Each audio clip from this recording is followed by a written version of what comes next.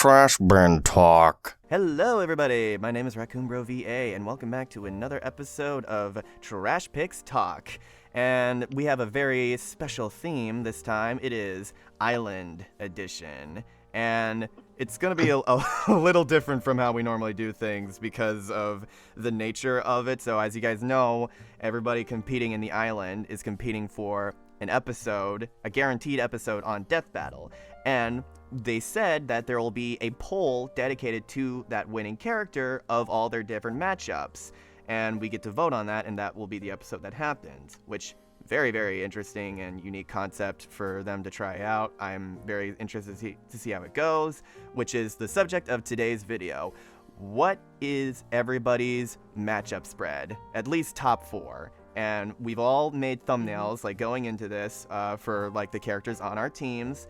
And I think we've come up with a pretty definitive list with trying to take into account who we think Death Battle would be most likely to do, who we think would be the coolest, like putting our own preferreds in there, while also objectively taking in like some, you know, like wild card picks as well to keep things interesting. I think for the most part this like covers a lot of our bases and keeps things interesting with enough variety going on. And yeah, I just want to say I'm very, very happy with the work we did on the thumbnails. Claps to you guys for, you know, following the homework. Thank you. Well, thank you. Well, this is more of a hobby than homework. So, with that being said, let's just go ahead and get into the first one. The Hail to the King, baby, Ash Williams and his matchup spread. Why don't you break it down for us? Like I said, I was super proud of the 4 we picked for him. And yeah, we got Sharknado and Chainsaw Man in the same image, which is so awesome. Oh wow! I didn't even know that guy was from Sharknado. Yeah, I have never seen Sharknado. This is Actually, such a funny spread. yeah. So yeah, that's Herbert West and Frank West as well. Yeah. So but Herbert's not looking west; he's looking east. I thought the assignment was West.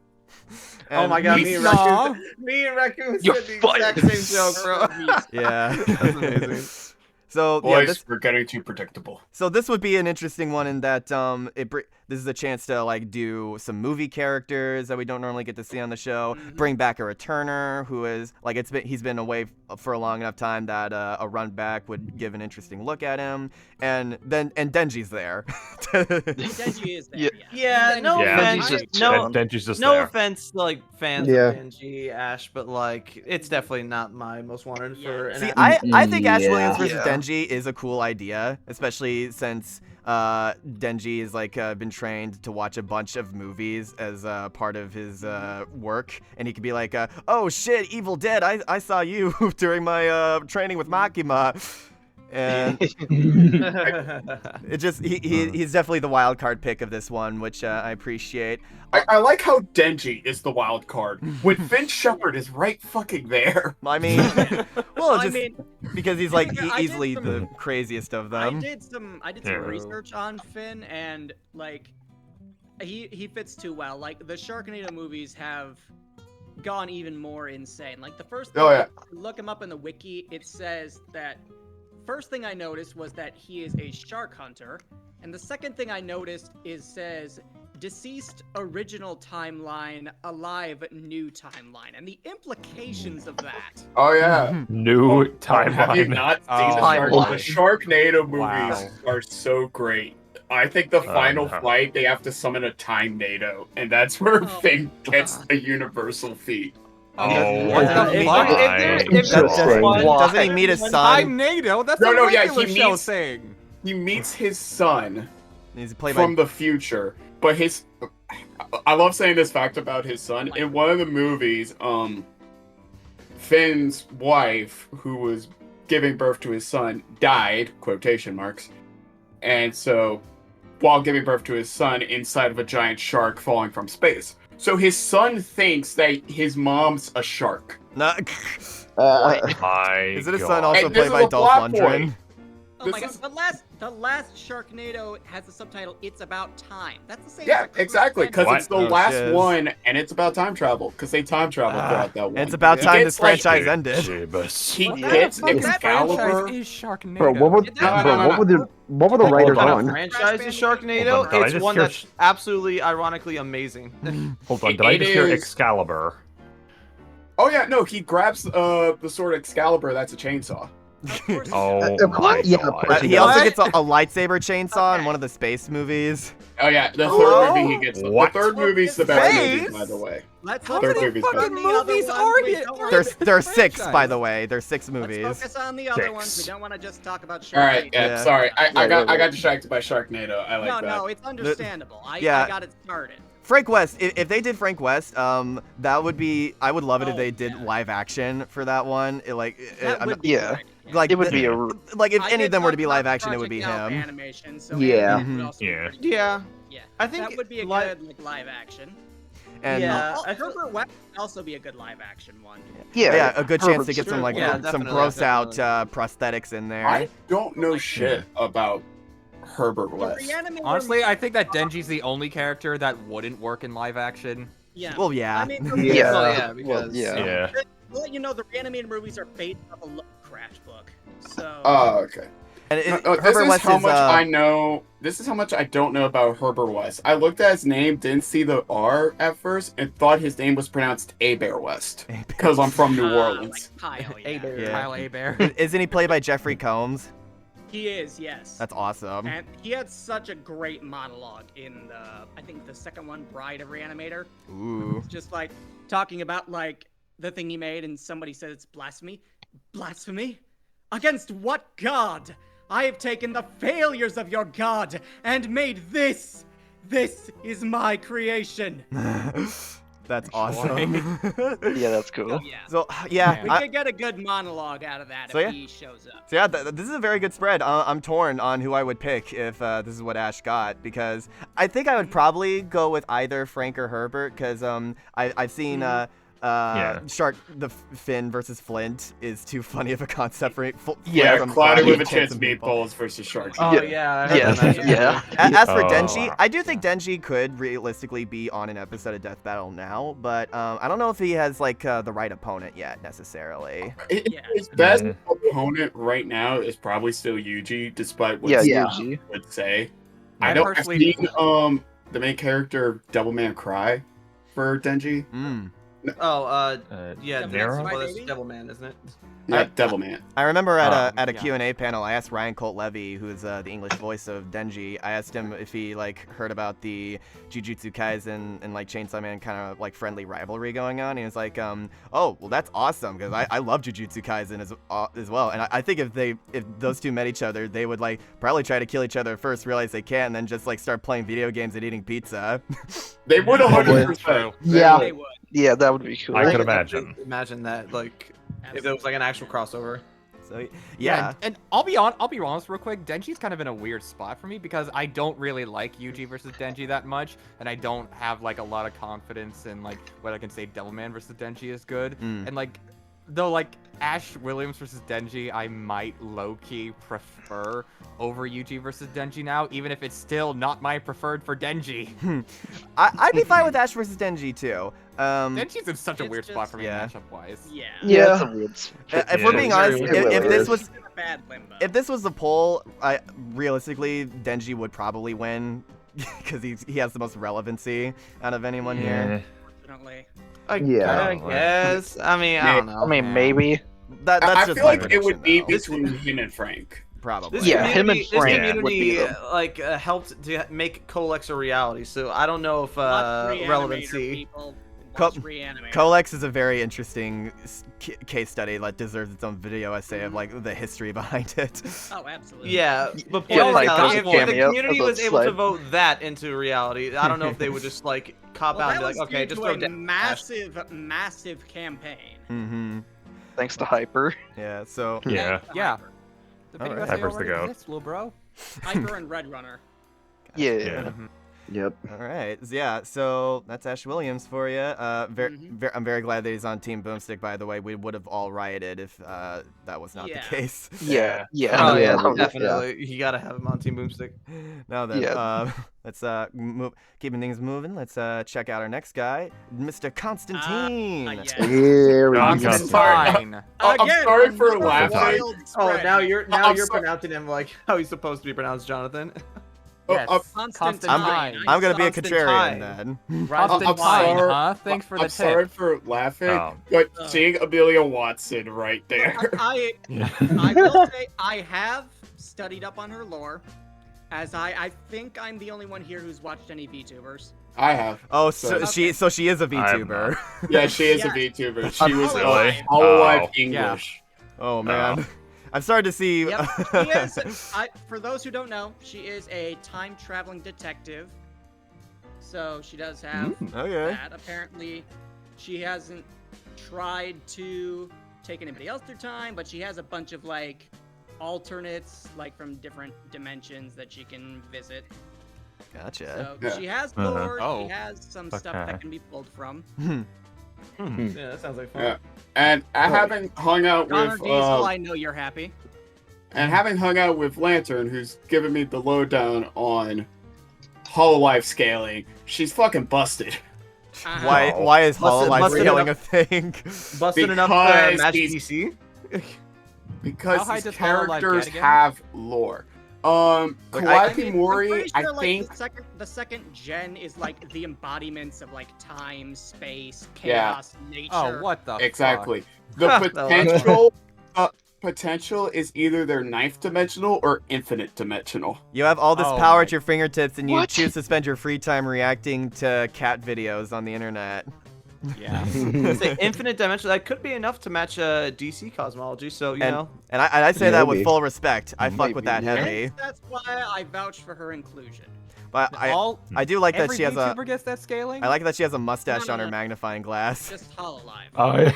I didn't notice that. Yeah, Oh, Hololive okay. gets that scaling. I don't know if she gets that scaling Yeah. directly. The I don't know. infinite dimensional. Anyway, Oh, so it's like a Buffy Hellboy. situation where there is a cosmology. But... So yeah, let's move on. Hellboy's to- here.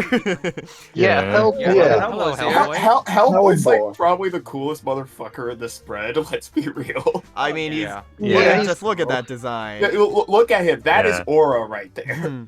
And I see apparently the Injustice fight. 2. The funny thing is though is that like apparently some new thing came out for Hellboy that like really helps him out in terms of verses.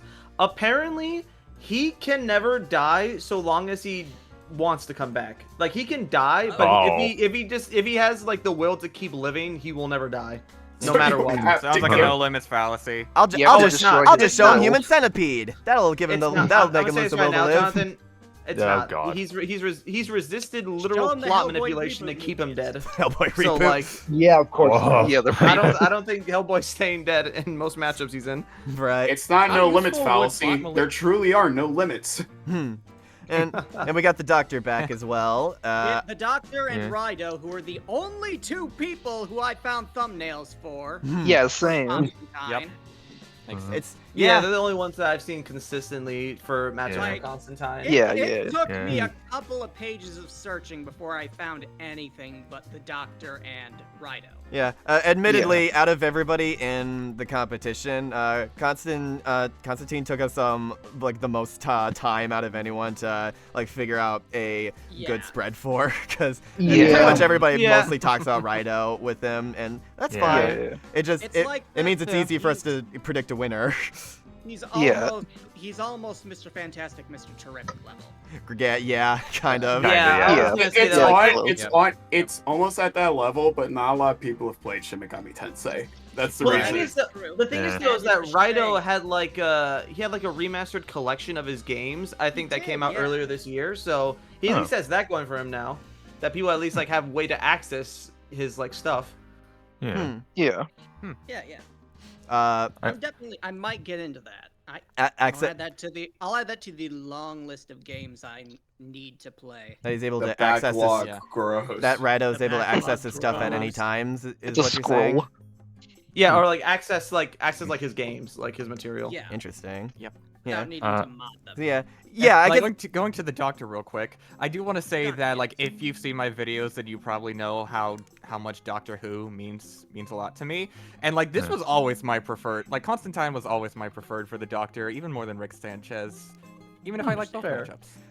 I mean, Yeah. It's good to see. I can sort of see it. Since Doctor Who's always getting new stuff, it wouldn't be the worst thing in the world if he immediately came back because, I mean, let's be real. There's no way they were going to cover everything in just one and out. That was one of the longest analysis segments of season 10, and there's still so much ground to cover with that story. Oh, absolutely. Oh, yeah. absolutely. So, Like yeah. they didn't really cover stats for the Doctor that much, really. And the best part is, that gives them a chance to focus in on a different reincarnation of the Doctor, so it can feel less samey.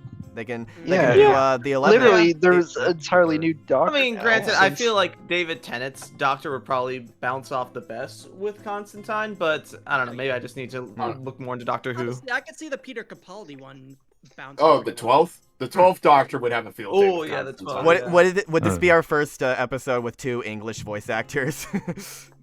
Probably. Maybe. What do you mean? A lot of them have all English voice actors. Oh yeah. I can speak English and American fluently. Oh, Yep. Okay. So Oh, boy. So- proficient in LA City Valley Girl.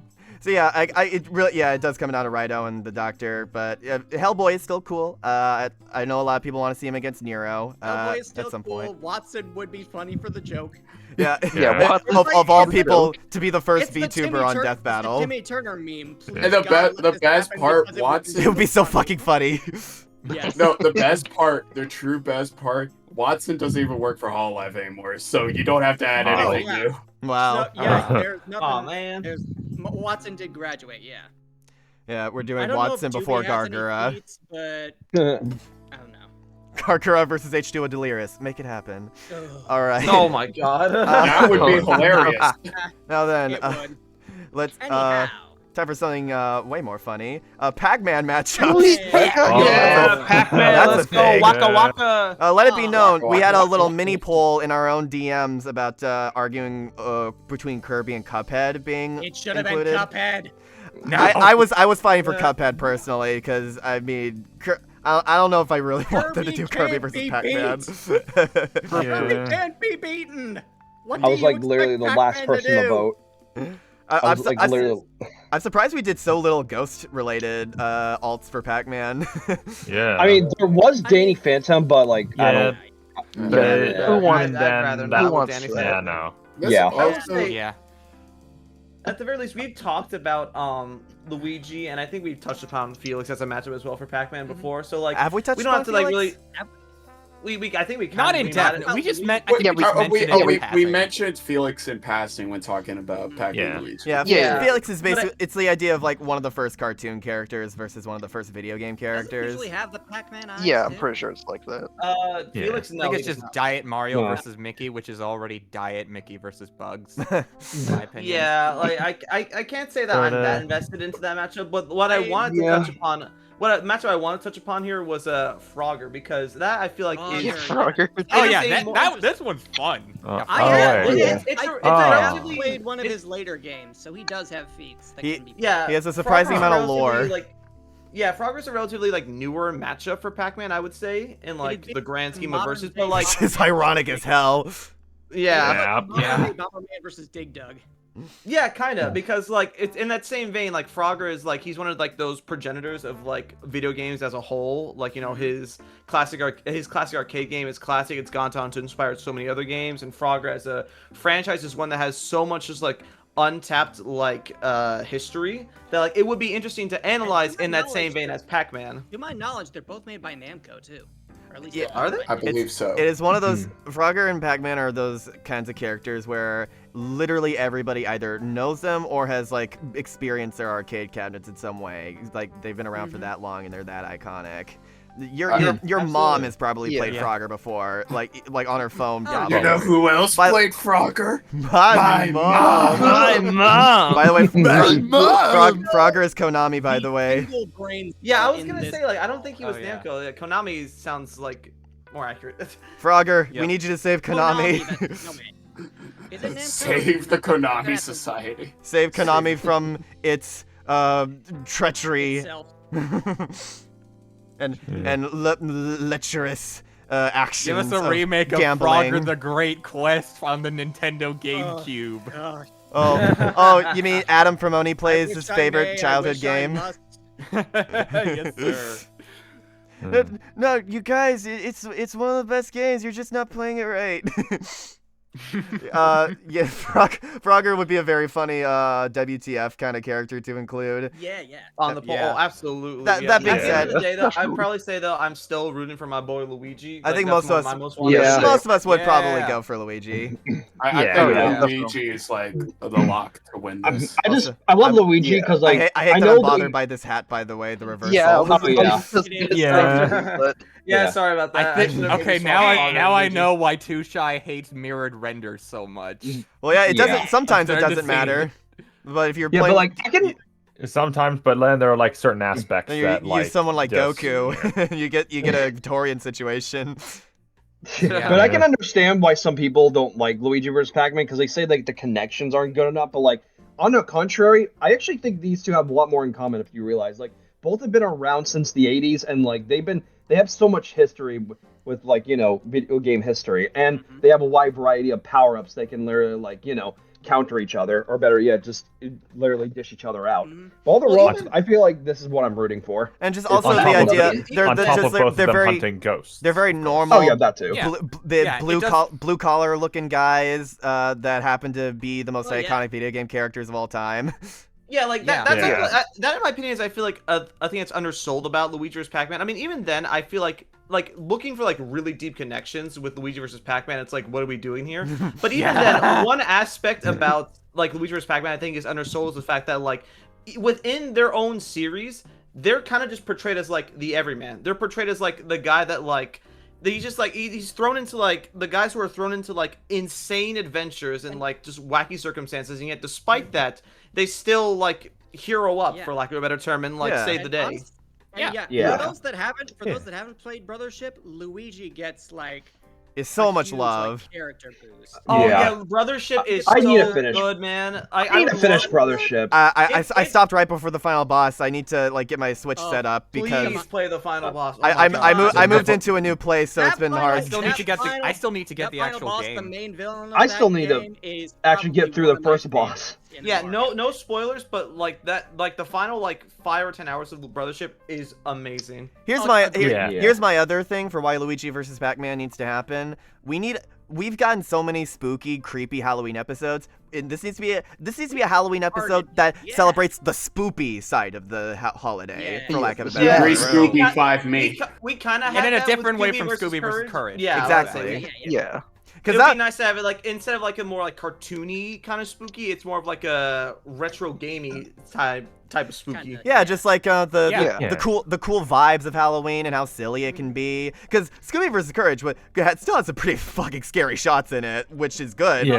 for that Yeah. matchup. But That Luigi vs. Pac-Man, Claymation Eustace, It just good needs to be full on lord. goofy. we've had the Yeah, we've been like Eustace. so enveloped in the trick side of the holiday. We need a treat to counterbalance Yeah, yeah. it. And then Yeah. get the Yeah. boost of the ghost gang to just Yeah, interact that would with be so everyone. fun. Yes. Oh yes, God. that'd be Yeah. So cool. And like we mentioned Brothership. I didn't would even love think about there's a part that. of the fight. I would love there's a part of the fight where we get Luigi logic. Yeah. Yes. Yes. Hell yeah. Yes. Absolutely. So Cool. funny. I still think I a can- great transition I would can be. honestly picture this. Weird as it sounds, I can honestly picture this having a scene like Master Chief versus Doomslayer. Oh, where they're fighting a bunch of ghosts. Oh, where they're both. Yeah. Yeah, Oh, yeah. Oh, that yeah. would be awesome. Well, yeah, my hope is that Yeah. they would try to like weave that into the choreography more throughout, as opposed to like interrupting the fight midway through and then just continuing on Yes, like I was nothing just gonna happened. say. Yeah. I was just Yeah, gonna say that would frame be it like cool. that. One thing I want, if Luigi Pac-Man does happen, I want it to where they'll talk about Luigi, how much of a scaredy cat he is, to later on actually braving up and saving people by actually getting Yes, himself treat him off with the way more edge. respect than that'd in be the funny. first episode. That's the main reason, Yes. we need a Oh yeah, Luigi run definitely. back. Absolutely. Yeah. That's one of the main But, reasons. but just to get it out of the way, no, we are not asking this for an easy Luigi win. There's It is no not way. an No, easy they're not. Luigi win. It's a lot no close- one's saying. No one ever There's said it no way- was. It's Yeah. very close. It's a lot closer than you think. Exactly. Yeah. That's why we like the match. That's the reason we like the matchup. It's I- close to not being a stop. And also, Yeah. I still really want them to do my idea where it starts out in sprites with the arcade style, and then at some point, like, Yes. something happens where they get blown out of the arcade cabinet and it goes into 3D graphics. I think that would be Yeah. so Oh, hype. yeah, that Yeah, would and we mentioned it before. If we're gonna do 3D and we're gonna give them voices, we gotta give Pac-Man his world voice. It has to be his Yes. world Yes. voice. Yes. Yeah. He needs to be the chillest motherfucker. And honestly, I would be fine if Luigi sounded like Charlie Day, because I like his performance. Yeah. So Yeah, Charlie Day and Luigi. yeah, We can all agree. all If of it y'all- was the animated, it would be Luigi. Origin, right? Luigi. You just got So the all of Luigi. y'all. So all of y'all say at home, you figure out which matchup we want for Pac-Man to win. Obviously, Kirby. Yeah, obviously. Yeah, obviously. Obviously. No, it's actually I have Cuphead. so much to say about Kirby, right? Yoshi. Honestly, Kirby has more of a matchup spread than Pac-Man now that I think about it. Yeah, but Yeah, you're right. Kirby has a wild matchup. Yeah. But yeah, Yeah. we'll save that for another trash picks. We'll save it, yes. Yeah. So Yeah. moving on, we got Meta Knight. Meta Yeah. Knight. I'm ready to lock it in. Meta I'm ready to lock Knight. it in. Wait, Meta should we Knight play the clip? best. Should we play the clip? Watch that clip Play like the 20 clip, play the fucking clip. times. Hold, We gotta show the Damn it. masses. hold on. I can You're just ruining up the stream setup right now. I can change the stream. I can change it midstream. I so can change. I can I change. can change. Okay, check this shit out. Okay. Mi amor. Niño. Bueno.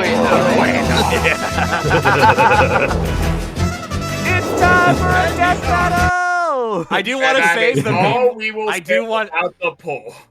Yeah, I do want to say the meme would be funnier if Frieren played the grandma and Sakuya Yeah. was the kid. Admittedly, but that's a nitpick. Yeah. Meta Don't Knight. pick a gold tier meme. But yes. Meta Knight Meta Knight. is the sleeper hit of Champions Island, and I am so happy to talk about his matchup spread here because it is a wild Yeah. one. Meta Knight Oh, the yeah. best. And I'm Meta ready to Knight walk the in to best. talk about. I'm ready to walk in and talk about one of them. Yeah, so yeah, we'll same lead up here, to that. but So not the same first with off, Behemoth. Meta Knight versus Zero. That is like the big legacy matchup out of all these. To the point where a lot of people were surprised that Zero was put against Metal Sonic back in the day because it was still a popular Yeah. matchup back then too. Which Yeah. was Yeah. so it kind of makes Very that true. episode stand out even more. But I'm glad Meta Knight wasn't in it because holy shit, that would have sucked. Oh, yeah. Yeah, definitely. I don't think I would be ready for brawl sound effects clogging up my ear canal. And it would have ruined Kirby's currently perfect record on the show of True. two banger Yeah. episodes. But so Yeah. we got to see if we can keep that up with going 3 for 3. And Riku, Even if it's not my preferred for either character, I think it would at least be nice to give Zero a good episode. yeah, Yeah, and Oh, at the yeah. very And not to end. mention Definitely. not to mention it also gives an opportunity to not just go more into the X side of things, but also into the Zero side of things as well. Mhm. No, like the Zero series. hang on. I'm Yeah. gonna stop you right there. There's the Zero matchup. and Mega Man Okay, Zero are quick different spoiler. Quick spoilers. I am actually gonna go into that with a matchup that I have submitted, but I might want to reserve that for our super awesome and epic episode 10 deluxe Maybe. edition episode. Yeah. Let's save it there because That's- I have a that's lot to your say about that. That's your teaser for what's coming, guys. That's your Yeah, prerogative.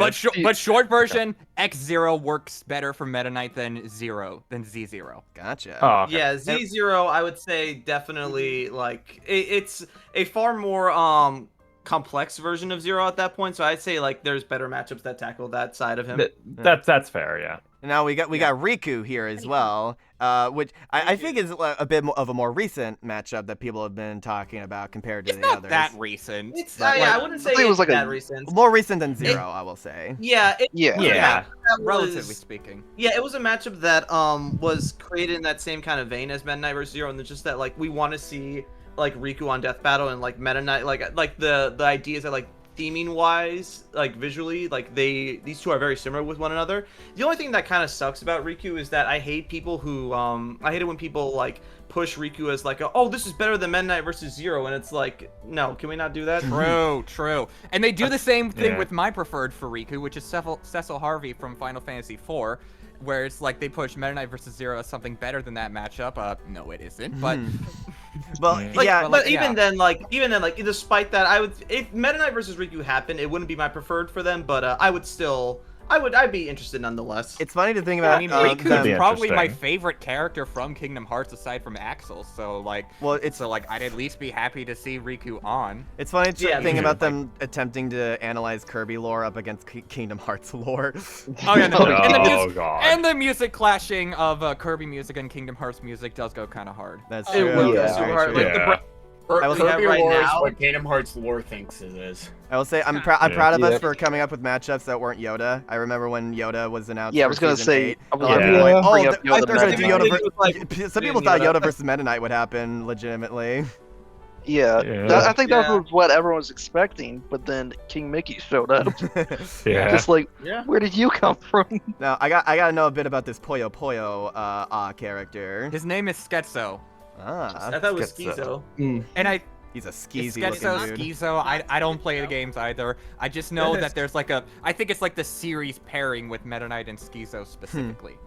Yeah, I'm getting the sense that these are all like characters that have started off as like sort of rival mentors to the protagonist, and like vaguely when like as because Meta Knight's a very interesting character in the sense that he just kind of like sticks around the world. Like he doesn't get like that many like crazy character moments because it's Kirby. Like it's mostly the characters are just like they're hanging out with each other, and a crazy eldritch boss comes out of nowhere, and now we all gotta fight him.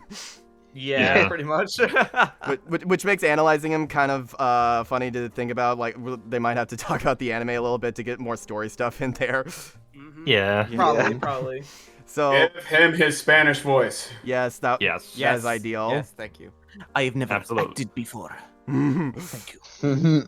It's and then now we gotta get into Gilgamesh because Yeah, Behemoth, you want to gush about The this? most recent yes, idea. let me, Out of all let of me these. strap Go into in. this Let's one. do this.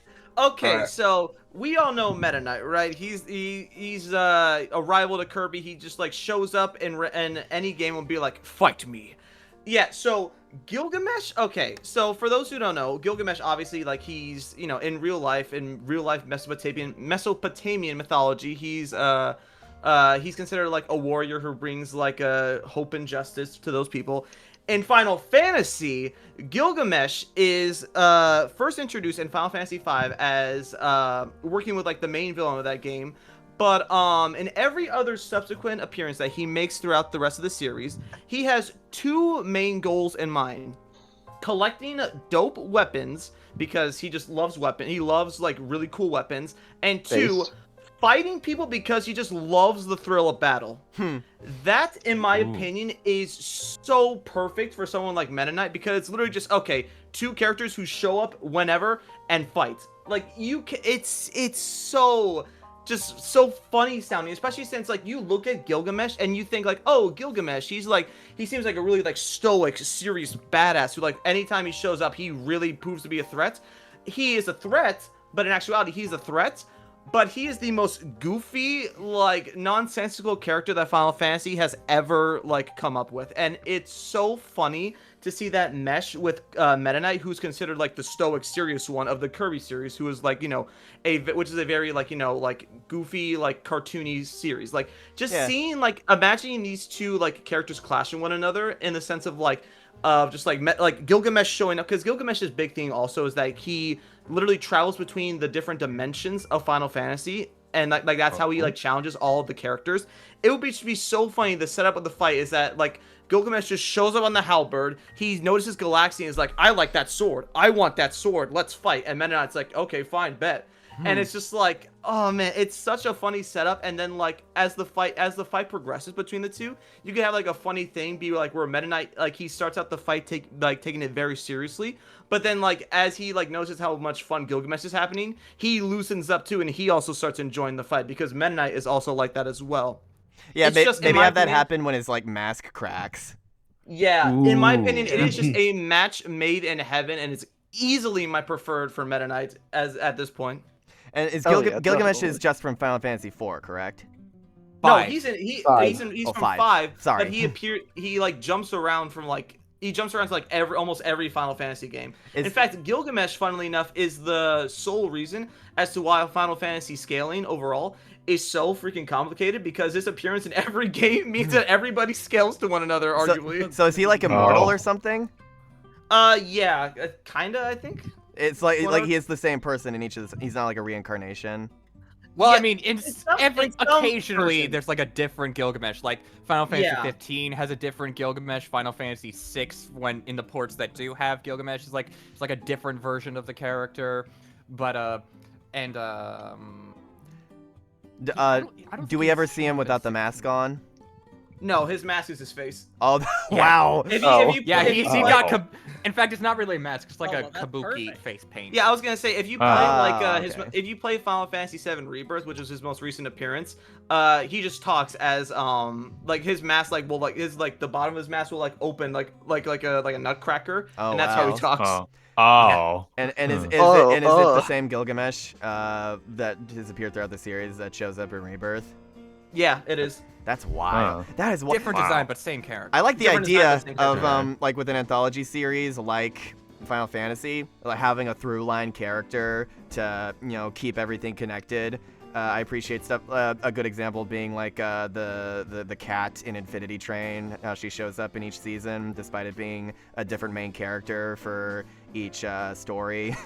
It's cool. a similar thing here, and characters like Meta Knight are also funny to me. Just that they want to be taken super seriously, but they like wear a mask because they have the most like unserious looking physique possible. I think a similar thing could be said for Inosuke from Demon Slayer, that like he wears a boar mask and he's like super brash, but like he also like has like the most like oh you're gorgeous like eyes you could possible. Yeah, it's dope. I love that trope so much. It's so funny. So you're saying Meta Knight versus Inosuke? yeah, that's exactly. Thank you for taking me completely in context. Anyways, but in all seriousness, Gilgamesh is easily my second favorite matchup from Meta Knight, and it's really cool seeing how the community has just been like falling in love with this matchup recently. Like Yes! Liam made a Definitely thumbnail for yeah, it. Liam. It's like everyone on the team was down for it when it was discussed on Ballot Banter, but personally I'm still more of a Meta Knight versus Zero enjoyer. And like primarily because of nostalgia, I'll own up to that, but come on. The animation potential of Meta Knight versus Zero just goes stupid hard. Come on, it goes stupid. It goes stupid, and you know it. I would that's have so trouble picking Yeah. between Zero and Gilgamesh, admittedly. Yeah, Yeah, same. it's Yeah, definitely and that's- between these two That's for me one of as well. one of the things that I I'm picking worry about. Riku just to be different. It's Master Chief Yeah. versus Doomslayer and Mewtwo versus Shadow all over again of a legacy versus recency. Yeah, it's one of those Yeah. things where like I'm kind of worried, like if Meta Knight were to win, if like I know he's getting like a lot of support now, like the matchup itself, Meta Knight versus Gilgamesh. I'm just a little worried that like when we do get to that poll, if Gilgamesh will be on it, because it is a really They recent said they know would put they Gilgamesh on the poll. Yeah, they said they would They be said heavily considering that they it. would put Gilgamesh on the poll. Yeah, okay, Okay. fair enough. I'm just so happy that like for as recent of a matchup it is, the fact that it has so much of the crew being like, yeah, no, this fucks. This is good. Like I'm just Yeah, so happy because like it is the Meta Knight matchup for me. Also, this is completely unrelated, by the way, but I just got a notification that I got cast for an upcoming fan battle episode. Stay tuned, Oh, everyone. nice. Ooh. Oh, nice. Okay. Break NDA. Yeah, it's not a DA, it's a public casting call. So yeah, Meta Knight is a really cool character. I'm been loving the love that he's gotten so far during this competition. Oh, yeah. And it's just we need more Kirby on the show. It's criminal that we haven't had. It's been so fun. Yeah. Just like he's just Yeah. been sitting in a lawn chair the entire time while Yep. Yeah. Reading a book. Yeah, it's just and I like celebrating how Nintendo characters can have like very simple personalities and like character tropes, but like they're so easy to fall in love with because you can put them in any situation and like they're timeless because of that, and that makes like Meta Knight such like a fun character to like get behind and put him I don't know against if you these. guys talked about this while I was gone, but thanks to Kirby Air Riders, Meta Knight now has copy mechanics. Oh hell yeah! Yes, Ooh. yeah, he Yeah. does have the Yeah. combo mechanics. So, yeah, so, man, that just, yeah, I see the vision with Gilgamesh now, by the way, that it's very, very much a vibes kind of matchup, that they vibe with each other, and it's cool to get... A lot of Meta Knight matchups are vibes, really. And it's cool to get, like, Oh, a yeah. long-standing, recurring Very Final vibey. Fantasy character in there, and the fact that we're getting Clive on the show means that it proves that Death Valley is open to using characters outside of Final Fantasy VII, so that is Yeah, also nice to see. Absolutely. I'm just like, Long enough. I'm literally imagining the animation potential for Meta Knight Gilgamesh. It would just be so freaking cool, like with like everything like just combined for Meta Knight. It's so awesome. And give him a Spanish accent. Do it, you won't, cowards. Yes. Indeed. Yeah. Yeah, I'd say Or they you got to find that middle I'd ground say between his right back at you find a voice way and his to- Smash voice. Find a way. Yeah, I was gonna say find a way to combine them. Give him the depth of the Smash Bros. Voice and the accent of the anime. It'll Yeah, just sound I like agree. Puss in Boots, you Yeah. realize. Oh no. Yeah. Puss in Boots is a bit Well, fine. that's ironic given that Puss in Boots is actually a matchup for Meta Knight. We just didn't put it on this. That would be It that would be is, such a right. mismatch. Oh my god. Wowzer. Yeah. Indeed. Yeah. I love Puss in Boots, but Jesus Don't Christ, try to man. kill off Puss like that. Yeah. You trying to get a dog whistle going or what? Pun. Time for our next matchup. Oh wait, I gotta click on the thing. Okay, here we go. It's Frieren. Yeah, my girlfriend. Yeah. Frieren! Sorry we slapped What you do in we that love? meme, Frieren. What do we love about Frieren? Good Good writing. writing. Good writing. writing. Yeah. Good writing. Her matchup spread is interesting. These were the four I ended up picking for it. Mhm. And they do kind of have a similar theme. I think at least for three of them, I don't know shit about Elena. My apologies, but she seems fun. Which one is Elena? Long Hohenheim here. Which one? of being long-lived people dealing with life Mm-hmm. and loss as they go through it. And Tiki's actually in a similar boat that as does Gilgamesh, of her being in a like anthology JRPG series, but like a recurring character that shows up consistently. Yeah, That's more Yeah. Anna's role than Tiki's last Yeah, I would say episode. Anna is. but the no, more, like, Gilgamesh of Anna's our- more goofy because she's in every game. Tiki's in like a specific timeline, Okay. but she Yeah, appears yeah, in 'cause every game of that timeline. Yeah, Tiki Yeah. was. I like, might have he was in, conflated like, a the little bit, first but you get the idea. I Yeah, know you Tiki, did. I know Tiki you was did. in the first Fire Emblem game, I think Shadow of Light, I think it's called. Ah. And Yeah. then since that's since Awakening is in the same timeline, it's like hundreds of years into the future. Tiki shows back up there. So that's like the idea. But it's like, I just find it interesting that when it comes to Frieren's matchups, they all capture like a vibe of just magical beings that have lived very long and what a long life means to them. Obviously, for Frieren, it's realizing I should probably enjoy the moments right now. Whereas someone like Hohenheim, for example, since I know the most about him, it's him so focused on fixing his mistake, he throws away his life, essentially, Yeah. and his family with the Elrics. It's a very This is, every yeah. matchup with Frieren's very like meaningful and melancholy, which is epic. I love that. It couldn't fit better. Yeah, it's what you need for Frieren. A big problem, I think she loses all of these. All of them. Yeah, All of them? I'd imagine Hohenheim, I don't like the high don't end. know where Elena scales. She's the one I know the least. I put her on here because she is very popular. Tiki should scale higher. Hohenheim won the fucking blog, and Yeah. I mean, yeah, you said that Frieren doesn't get many stats. Or- not only does she not get many stats, the stats of her current blog have not changed in the manga because the manga's constantly on hiatus. Mm. Like recently, we got done with a 7-month hiatus. We're all chilling. A couple chapters released. It's like a big, like battle. It's coming on. Like people are fighting everywhere. And then both the author and the artist of Frieren came out and said we have to take a hiatus because we're both dealing with medical problems. Mm-hmm. Yeah. Very Reading unfortunate the, timing. Reading the Frieren versus Hohenheim blog right now, it says like Frieren gets to about like just under 11 megatons. Yes. So that's like city level. Yeah. She Alright. her highest is around sea level with that feat. I think it's breaking the barrier. They can't scale her to Mach because Mach claims he could turn an entire continent to gold. He doesn't do it. I love how we're so versus brain that 11 megatons of TNT sounds like chump change to us. Yeah. I mean, Yeah, after watching Simon versus Kyle, stats mean nothing to me anymore. Kinda. Also, Hulk vs. Godzilla Yeah. too. Yeah. All right. Yeah. Now, Yeah. can you tell me who these characters are, Steve? I don't know who they are. So, the dude on the left, I really should remember his name, but he's from To Your Eternity, where it's similar. Fushi, right? Yeah, Fushi, I think is his name. It's Yeah. very similar vibe to Frieren Beyond Journey's End. It's about white-haired character, and he lives a long life, and that show's depressing as fuck. Even more so than Frieren. Yes, I remember CJ the Champ talked about it, and he goes like, "This show made me cry over a rock." Aw. Oh, Jesus. It's everything, everywhere, all over again. Now, Elena, who I keep mentioning, is from Wandering Witch, and the only reason I know about her is because this matchup was pitched. Oh. Huh. Now, I don't know much about Wandering Witch. I'm assuming that it is kind of a similar vibe to Frieren. Maybe not the long life part, but more of like, oh, She's I'm like just going around and just doing shit because I like collecting grimoires and shit. a vagabond with a Yeah, like a vagabond X. just like a character. a very just aimless but focused goal of just yeah, I'm gonna collect all the things which is Yeah. every Donkey Kong 64 player. Absolutely. Every collectathon player. Yeah, every rareware game ever. And Yeah.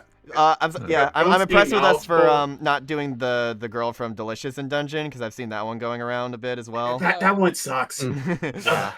Yeah, even There Biff aren't- was like, yeah, let's not.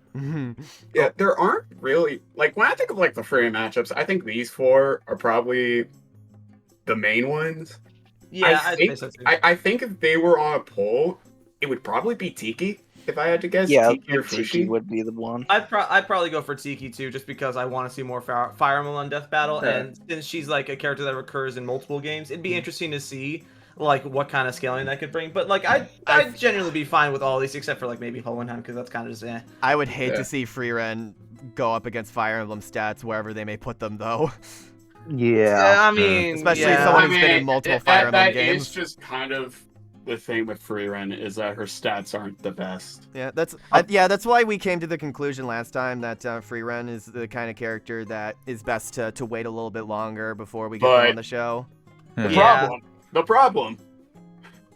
We're on Hiatus. hiatus again. Yeah, we have no idea how long that wait is gonna be. We don't know how long. It may honestly be 10 years, like the 10-year journey Frieren took with Himmel in order to slay the Demon King. It'll take 10 yeah, years they're for the yeah, manga to finish. Oh, They're God. trying to give God. the manga a very like realistic put you in the character's shoes. Yeah.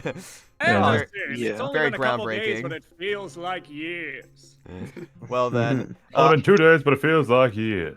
I think Yeah. I think that's a. I would have to check out the other two to give a fair. Yeah, I do thing want to for check them. out the other two, I especially might Wandering actually Witch. check out Frieren after this. Yeah. Oh, yeah, I I've never do seen it this one, too, man. 100%. I I was have suggested it by a 12 friend. volumes of it in my house right now. Yeah, I love season it. two. Season 2 comes out in January, so now is like the perfect time to get caught up on season 1. Literally, yeah. Perfect Yeah, time to start absolutely. getting it And done. season Yeah, 2 that's cool. is gonna have, if they do it right, the best arc with Golden Land. Because I keep mentioning Mach. Mach is the best villain in Frieren. That's the best arc in Frieren. Fight me. I wonder if the adaptation of that arc will like help net Frieren some better stats, like with Well- how quickly like Yeah, everything like turns to gold. Well, Yeah, the like problem visual. is, I remember the blog mentioned it. There was the black hole feat in one of the fights in season 1. And part of the reason that feat wasn't used was because it's not in the manga. Oh So- damn! Yeah, Madhouse, and this is to their credit. I love that Madhouse does this. They'll take like something that's like 2 or 3 panels and then extend it to like 5 minutes. Yeah. Like Ronin Yeah. Stark I was about to say. that was only 2 panels. Frieren fighting the clone of herself. It was nothing like that in the manga. Yeah, it was like a whole episode. Yeah, it was a whole. It was nothing like that. Yeah, Like, Steve that's and I why talked about that a little love- bit last night.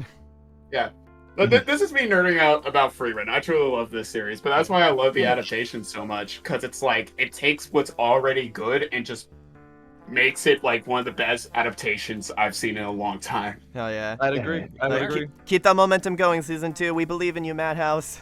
Come on, Mhm. come on. There's a Yeah, Vernon let's go. Stark moment in All right. season 2. All right. Don't Let's fucking- like All right, yeah. we gotta move on. We We gotta gotta move move on. on. Make Frieren It's low tier gods. my maneuver standard. character, It's yours. Henry. Henry. Henry before- Stickmin, and so- I'm gonna be a Stick stick. to the min.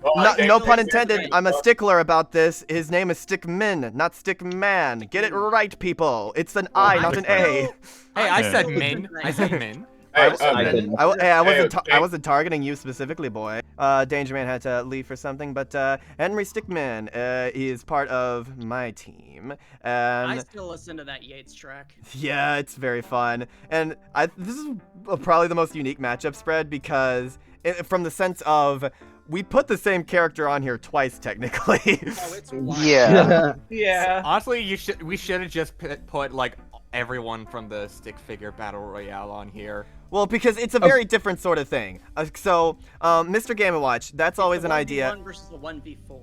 Yeah, Mr. Game & Watch is an idea I've always thought was a fun crack matchup to talk about because, Mr. Game & Watch in Asdef movie has become one of my most... The dub I did for that animation by KJ has become one of my most viewed videos, and which, thank you guys for checking that out, by the way. I had a lot of fun doing that, and it's a very cool animation.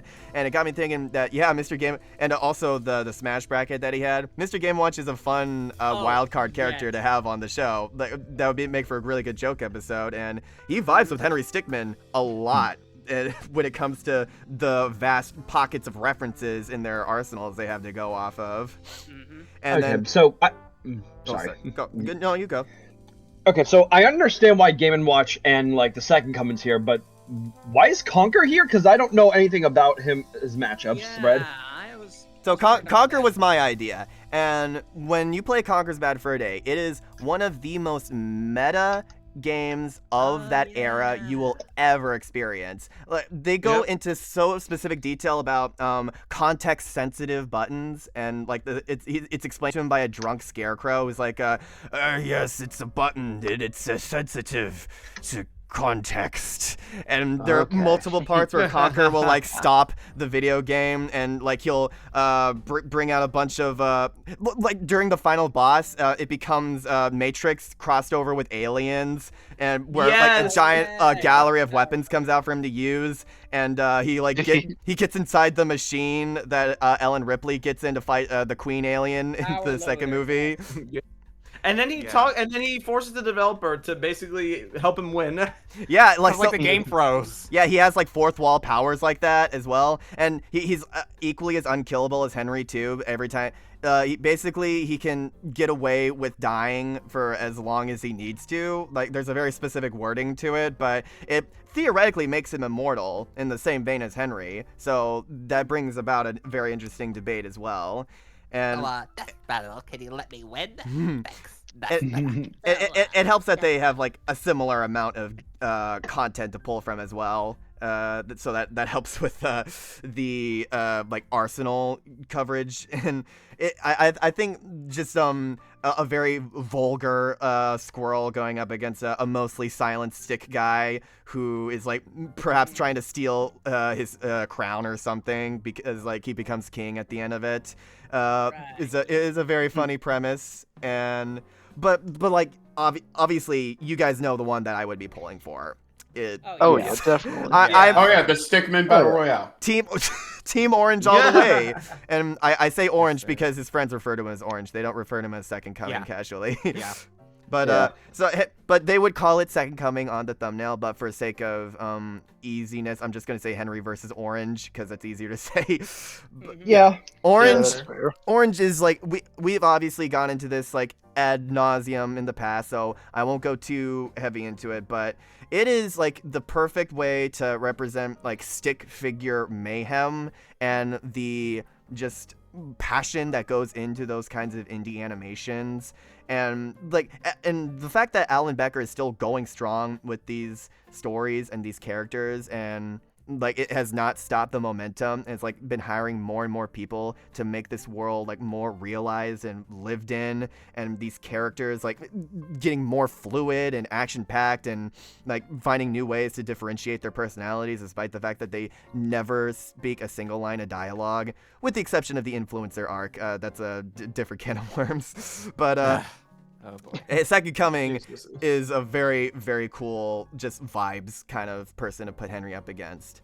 But you got that versus his other, arguably second most popular matchup, multiple Stickmen. Four. Yeah. So, Yeah. yeah, four specifically. And I honestly don't know how, like, these four were chosen specifically, because it feels kind of random when you think about it. At least with the other two. We got Fancy Pants and Red from Dick Figures.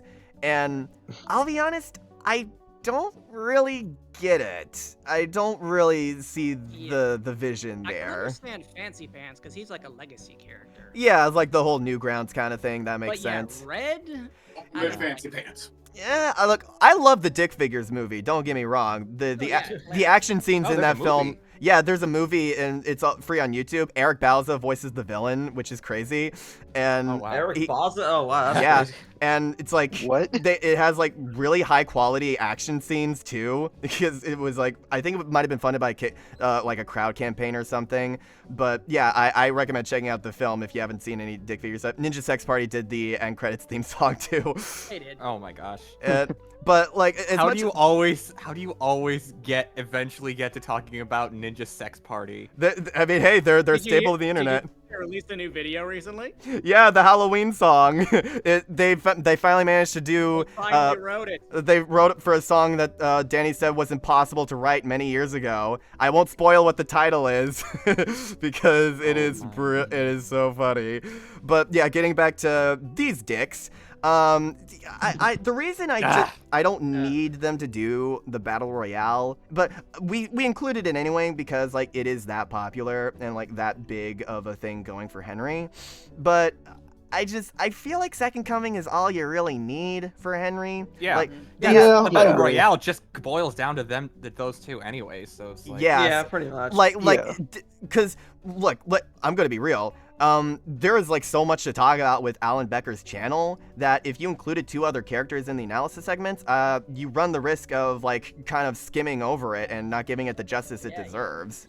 True. And same goes for Henry because of all the different routes you can take in the story and the different endings you have. You wouldn't be able to explore all the different references as well in his arsenal. So, yeah, no, actually, fuck no. I don't want them to do a battle royale. I hate that idea. Actually, I'm doubling down on this. No, I don't like it. Now that I've talked it out with you guys, I hate the battle royale idea. We're not arguing with you. That went from 0 to 100. Not gonna lie. Yeah, I wasn't expecting you to. We're just possessed by hate for a quick second there. Like, if you guys if you guys in the comments like the battle royale idea, more power to you. But I really think Henry versus Second Coming is the perfect stick matchup, and they have so much like going for them that that's all you really need. And I would rather them do the As Stiff movie guy versus Henry Stickmin than the Stickmin battle royale. Okay. Fair. All right. Anyways, I just want to go back to Conquer real quick. I will say that I guess it does sound kind of fun, but I do like massively prefer Conquer versus Postal Dude just because like the fight could have a beam struggle with piss. Oh. Yes, that's awesome. Literally, the climax is just them peeing on each other, and that's fucking hilarious. I love gross out. On the moon. Duh. Which they could do. They could do that theoretically. I mean, yeah, Conquered was yes, sir. For a bit there. So yeah, Henry Stickmin. I was very surprised to see him like make it on here because I love those games to death, and yeah, just I'm cool with any of these guys. Again, if you like the battle royale idea, I'm not judging you. I guess going back, I did kind of like slander Pac-Man versus Felix. If you like that idea too, that's also fine. Yeah, good good correction there. Yeah. So yeah, I wanted to say something earlier, but like viewers, you are allowed to like any matchup you want to, and you are free to disagree with our opinions at any time. But no, you have to agree with my opinions. Yeah, okay, that Frieren is peak fiction. No, he's the exception. You're free to like the matchups you want, and we're free to call you stupid for liking them. Yeah, you're free to have a stupid opinion. Sir. Exactly. Everyone can have wrong opinions every now and then. So yeah. Now, You're free to be wrong. do you guys think that if Henry wins, that they would actually do it the way we have it, where they would essentially have the same character on there twice. I doubt. I don't know. I don't know. What other honestly. I don't matchups think does so. he have? That's the Yeah. thing. ASTF movie might- guy. Yeah, then who's before they then just, second We Comic did- before they just put every stick figure against Henry Stickmin if he wins. Yeah. I did bring up the possibility of Heis with Markiplier. Yeah, Just that throwing it out there. I have heard about that. When I was looking It up was actually my tier preferred lists, for Henry for a while, but then I've also second seen Comic came along. Alright. the tank guy from Newgrounds put for Henry as Oh, well. Tankman. Okay. Tank Man. So Man. yeah, That'd be funny. Henry Fuck, dude, Stickmin. Man versus Fancy Pants now, since we mentioned that he's like Newgrounds. There you go. Yeah, what a wild way to get dick figures on Death Battle after all this time. So yeah, there you go. Moving on, we got Sakuya from Toho fame. Yep. Now, Wow. this is a funny looking. We got all these Why anime is it that guys, and Homura then is Death the is one that there. sticks out like a I actually surprisingly know a bit about Sakuya because Total gave me the lowdown. She Ooh. has no fucking backstory. Oh, okay. She has no backstory. The fans have made a backstory for her and are trying to bully the creator to make that backstory canon because it's happened before in Toho. Oh wow. Nice. Okay. Do any of the I Toho made these- characters have a backstory? I don't think a lot of them do.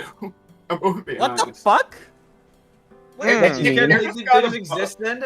Is this like What Sonic do you mean? rules? So like it's literally just bullet hell chicanery and not much else? Like no Bullet offense hell Toho fans, no made offense Toho. chicanery. That's what this is. However, her main thing is she, I think during her bullet hell, has the ability of time stopping. So she could just stop time and fuck with you.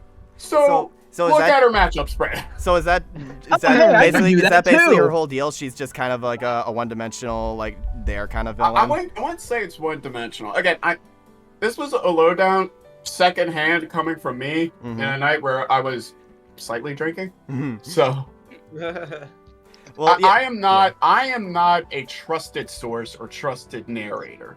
I just remember being told that Saiga's whole deal is that she is a stage 6 boss. So she's like close to the end of the final boss, has some of the best music in Toho, Yeah. which is the reason why a lot of people like her.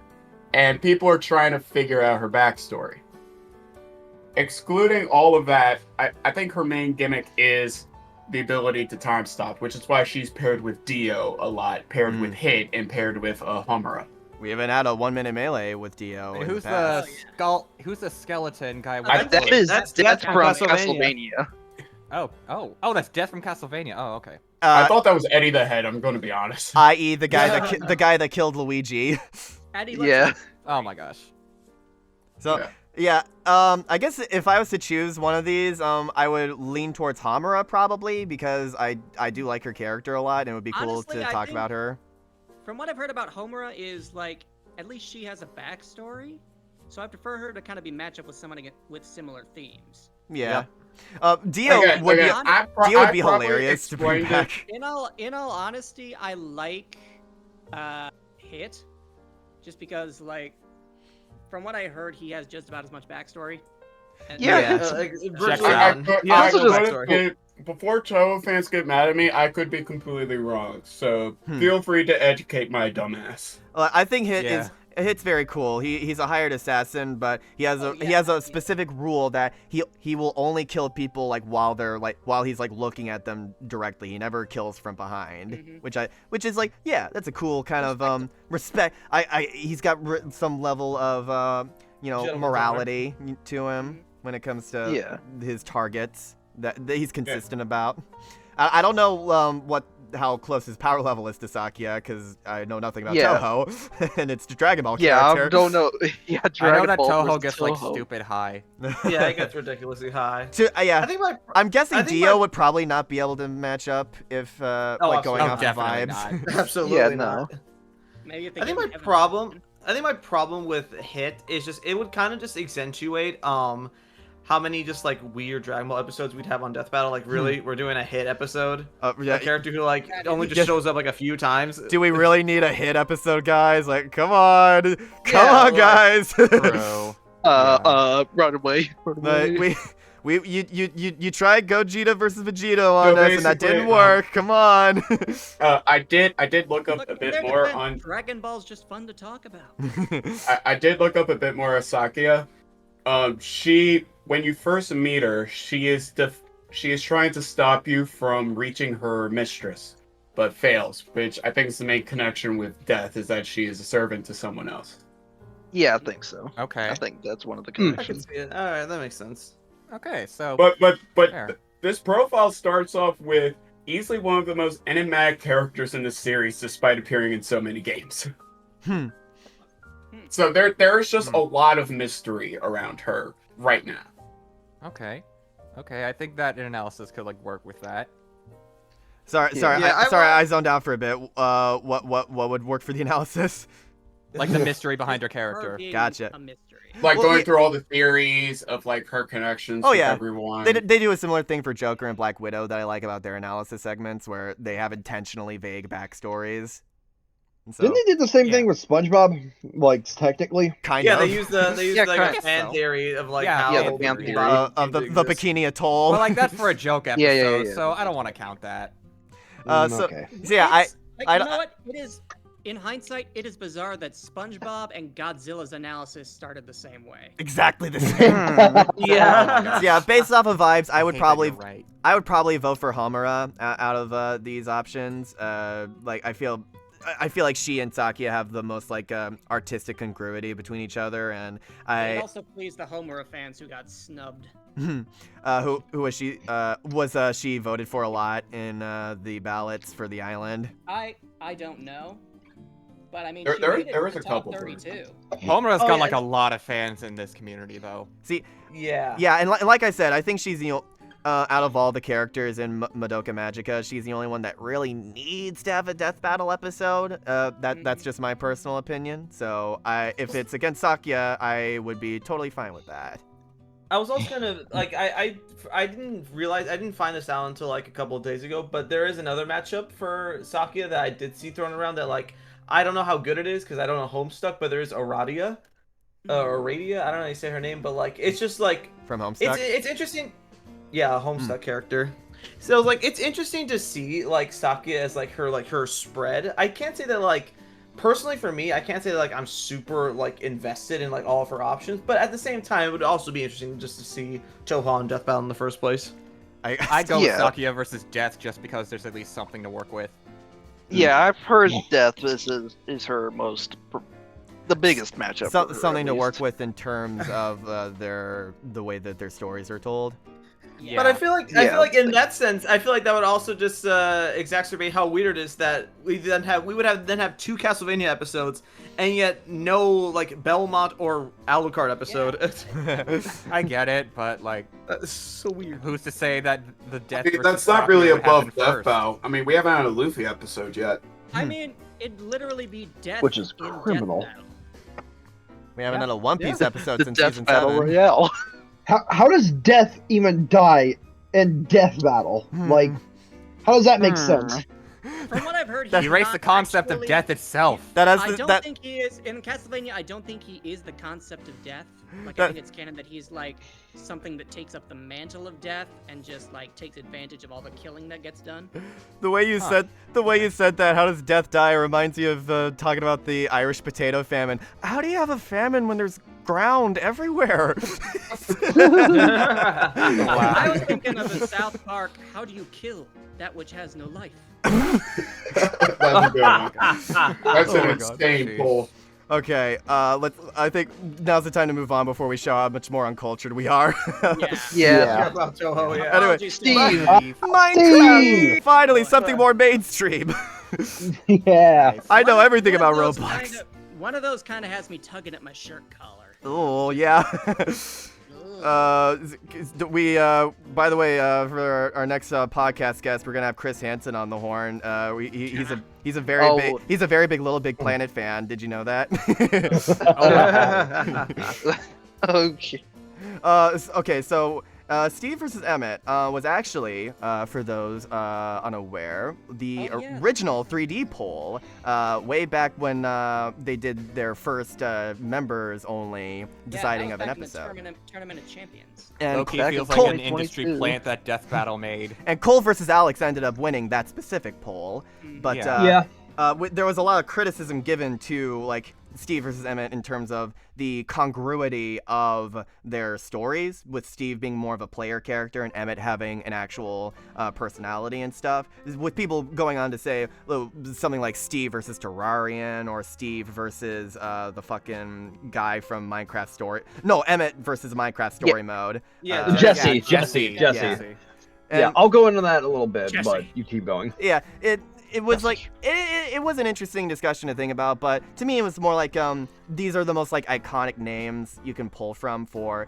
At the end of the day, it's supposed to be a Minecraft versus Lego episode, which I think was the main goal of that pitched idea. So it's like, yeah, I get it from that perspective, but you know, at the same time, I also get other people's perspective. We have the Minecraft movie now, so Steve is more of a character. Yeah, we could get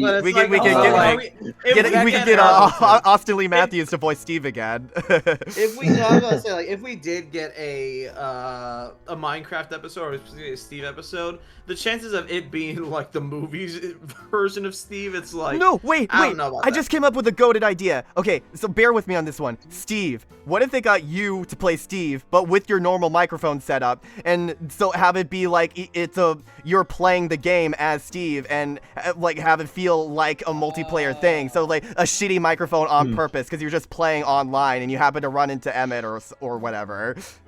I feel like I'm being roped into something I am not qualified to be a part of. But dude, you're a gamer though. That's all the qualification you need. Oh yes, look, I am a hardcore gamer. And your name is Steve too. So that checks. All I gotta say is that if I have to hear the words from the moment they open his analysis, if I hear the words Steve yearned for the mines, I'm fucking. That's it. I'll say that in the video when I'm fighting Terrarian. I'm just like, what are you doing? I am yearning for these mines. Sorry, Flip. What are you saying? Steve saying. The analysis saying that Steve yearned for the mines is inevitable. You realize that? Well, no, they would probably phrase it like, from a very young age, Steve always yearned for the mines. That's it. Like every child, Steve yearned for the mines. At this point, when it comes to a Minecraft episode, there's no way they're gonna like ignore the Minecraft movie memes. No way. I do, unironically, I think that is I watched that movie for the first time during the rap battle meetup because you can only watch that film in a group setting. Let's be real. But I did unironically like that visual gag of him being a kid and being scared off by the old miner guy, and then he comes back as an adult, but it's the same old miner guy and he looks exactly the same, like he hasn't aged at all. Yeah, that is very funny. I thought that was a funny like somewhat subtle visual gag. Yeah. So okay. But I will say for Steve's matchup spread, I really like it. At first I did like Steve versus Emmett for a while, but after like a while I realized, like what you said, Steve is really just a player-based type of character, while Emmett is actually a story-based type of character, which is why I prefer him against Jesse. But I could see Steve versus Terrarian being really fun, and like there are plenty of like Lego video games that they could build characters from. Just to make sure, this is Terrarian, not Ghosts and Goblins guy, right? Yeah. Okay, but the only difference is that's not worth it. If you count the Minecraft movie, Steve doesn't really have like much of a personality like Emmett. Meanwhile, Emmett's the main story was him trying to find who he really needs to be the special. Yeah, the most we have to go off of for Steve is stuff from guidebooks that Steve's friendship lessons and stuff. Like he's like meant to be represent the creative side of Minecraft, whereas Alex is more about the combat focused side of Minecraft. No, you remember the Minecraft like journal books they would like sell for kids and stuff? Yeah. Imagine there's like a little statement in there that somehow makes Steve like multiversal or some shit. I mean, I wouldn't be surprised. Buffy all over again. Okay, so I have a question. How would Roblox even work on Death Battle? I don't know. Have the fight take place in Roblox. Bada bing, bada boom. But how do you scale Roblox? Yeah, to be honest, this is like the bottom of the barrel. Just go with the Have him fight Fall Guys route where you just scale Roblox guy to all the crossovers. Have him fight the Roblox headquarters and get revenge on them for endangering all those kids. You know what? That's fair. Yeah. Honestly, Jonathan, you know what that would mean if we gave Robloxian and all that stuff? I'm sorry, I was just thinking Steve makes a fucking... It would mean that Robloxian gets Sonic.exe scaling. Oh no. Oh, right. Oh Wait, my... what? Bruh. Yeah. Maybe we should have done Sonic.exe versus Slenderman now that I think about it. What do you mean Not too late now. Sonic.exe is in Roblox? You know how many fan-created Sonic.exe games are in Roblox? Oh, they're fan-made. I thought you talked about like the official stuff. Memories. I will say this, if they do Terrarian, I would love it if they did a Super Paper Mario aesthetic with the fighting, where it constantly switches between a 2D and 3D perspective, and like maybe have some first-person shots as well from Steve, and just like eventually having them like mining into the ground, and like perhaps like they're like trying to avoid a bunch of monsters and moblins like going all around them, like, and they're avoiding lasers from giant eyeballs, and having it be a celebration of like their worlds like crossed over or something. Yeah. That'd be amazing. If that was to be the case, I heavily suggest this should be like hand-drawn, because like exploring both the elements of Minecraft and Terraria would be so beautiful, considering how they made Kyle and Simone, and I could see it working pretty good. Yeah, for this. Yeah, I would definitely say hand-drawn fits Steve versus Terrarian the best, because I feel like if you tried to do it either in 3D or 2D, it would just look wrong. It would just look weird if like either Steve was 2D or like Terrarian was 3D. And that's why I suggest hand-drawn, because like that's the best I could see it going for. I want them to do their best to replicate the like movement style of those games, have it feel like somebody's actually playing it online, and no dialogue as well. Have it be a misunderstanding kind of thing where one of them accidentally blows up the other's house, and then like you see Steve or somebody like giving them like the look of death for a little bit, and like maybe they're holding a brick or something, and then like cycles through their their inventory, and they like bust out the sword, like that's basically Ratchet and Clank versus Jack and Daxter. Yeah, and then they start like going at it, and whoever loses, I'd be fine with the twist being that Wiz and Boomstick were playing against each other, and whoever loses would be like, damn it! I swear you're using cheat codes. I'm telling you. You're using creative mode. Play the creative mode again, Wiz. My dad works at Nintendo. Yeah, but overall, great stuff. Yeah. So sorry. We didn't also mention we didn't mention Sackboy yet. Well, yeah, no, we're about to get into it. Oh, okay. Yeah. Steve vs. Sackboy, goated Freshie Canal rap battle, I will say. Yes, I agree. Sorry, Cam Steady as Steve. But other than that, yeah. I miss Little Big Planet. Yeah. Obviously, Sackboy versus Maxwell is a big one, but yeah. Did you know that Little Big Planet was my first introduction to the band Nightwish? Really? Yeah, because Nightwish is a symphonic metal band, and one of the boss themes is an instrumental of one of their songs. Oh, cool. Oh, okay, cool. Like, did not know that. Look up Nightwish. It's got some good stuff. They have a. I think the song was like "Those Who Bring the Night" or something. They have a new album out called Yesterwind.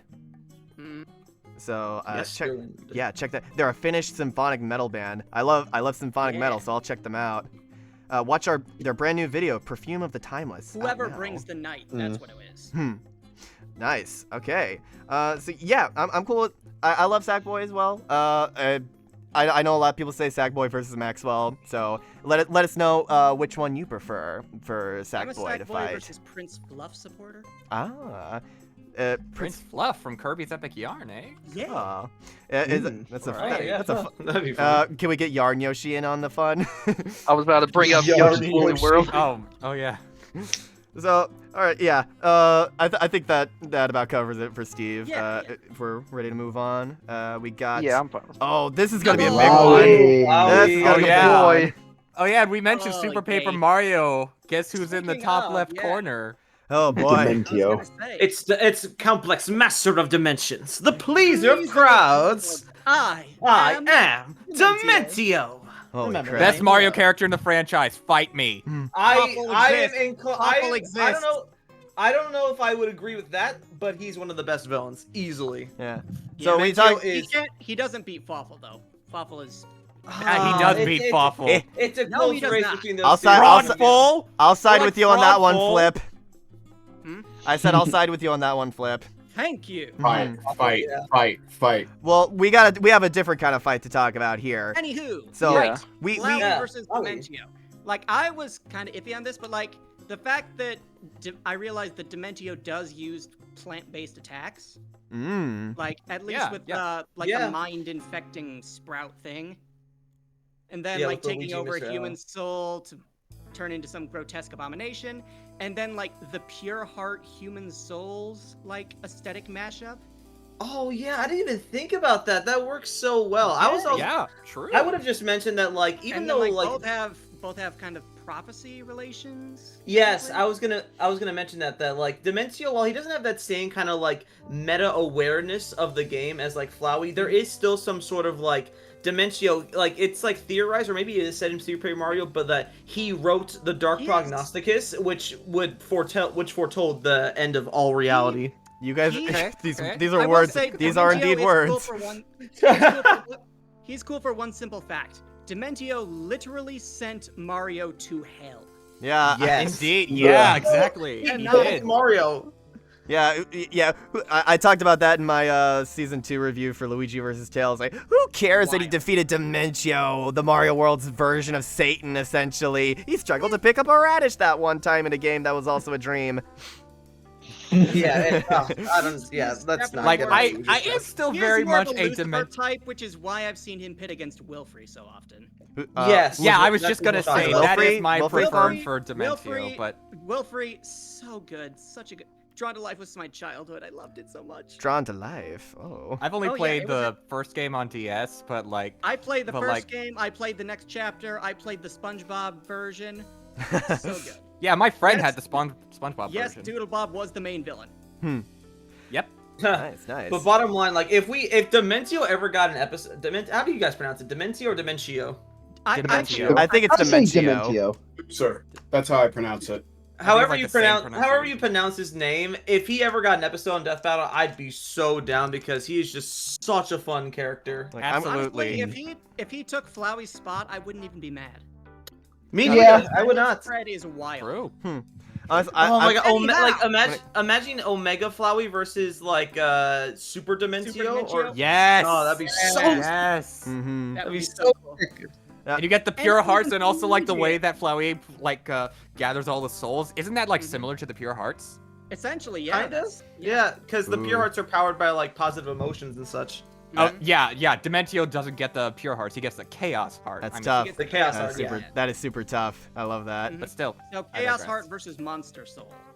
Yes, sir. Yeah. I Yes, feel sir. I Fuck feel like yeah. Flowey versus Dementio would also be a perfect one for Moro to handle because I feel like he'd be Oh, Yes. great at For handling. sure. my God. He'd be great at handling So those different cool. assets. Oh, I am and- clapping. Oh my gosh, Dementio Yes. animated by Moro. God bless. Because That like was so that awesome. the puppet tooling style is perfect for a Paper Mario character. Oh yeah, I mean Oh, he yes, literally sir. moves Fuck like yeah. he's been puppet tooled. Mm-hmm. And I will say, if Yeah. Dementio is voiced, if they do get a voice for Dementio, get Alex Beckham. Yes, yes. He I- does. He's the man on the internet guy. He does a lot of like video game music with lyrics covers. Ah, I see. Yeah, Oh, I think I know he who you're plays talking about. Dementio. He Sounds plays Metaton a lot. he's like a more based. Yes. Sounds like a more based Brennel Floss. Yeah, kinda. Well, I will say, like, he voices Dementio not only in those songs, but there's a YouTube original series called Nintendo High. Nintendo High, yes. Yeah, he Oh, plays yeah. Dementio there too. I auditioned for that one. I I auditioned didn't for even that know show there were a while auditions back. open. where Yeah. where were the auditions? It was He's it was back when The two behind the voice actors. asking, just so I was like, Yeah. "Can we be part of this, please? Let me No. be part It of was this." back when behindthevoiceactors.com had a casting call before Gotcha. before it got Gotcha. taken down It in was like a late while. 2021. I have seen Nintendo High. It's Yeah, it's I a actually cute series. auditioned for Nintendo High, and like I auditioned, and like I'm still kind of salty about that because like the voice they got because like the specific casting directions was like make sure you try to sound like Anthony Del Rio and like for Pitt, Oh. but like the guy they casted for Pitt is like the one person that sounded Does almost not nothing sound like like- Aw. Del Rio. Aw. Well, Not a fan of that. I remember sending an email being like, "Yo, I'd love to be considered for y'all's series. Here's my stuff." They never got back to me. Sad. Oh well. Oh, Damn. time for me to talk about a character Anywho, yeah, I let's can move geek on. out a little bit over. This Right. is who I pitched for the matchup spread. Jobu Tapaki from Everything Everywhere All at Once. I fell in love with this movie when I watched it in theaters. It was one of those things that people were saying were overrated, like right from the get-go. That's how you know it's a good movie. Because it's I like still have yet to see this movie. I'm gonna be completely Me honest. too. I need Yeah. to watch it. When I you do do, you will see the vision. Jobu has a very similar vibe as Flowey when it comes to their motivation and the meta effect they have, like not just on the universe but also the film itself. Like it is a very trippy watch that will have you second guessing like what's happening the whole time. There's they unironically do the hot dog fingers like symptom as a joke. That's how crazy this film gets. And I remember hearing about Jobu from like Biffwee's Most Wanted matchups video where it talked about I've her seen versus her the hit Spot from against, Spider-Verse. Like, in space That's also a with good one. Markiplier so many times. Yeah.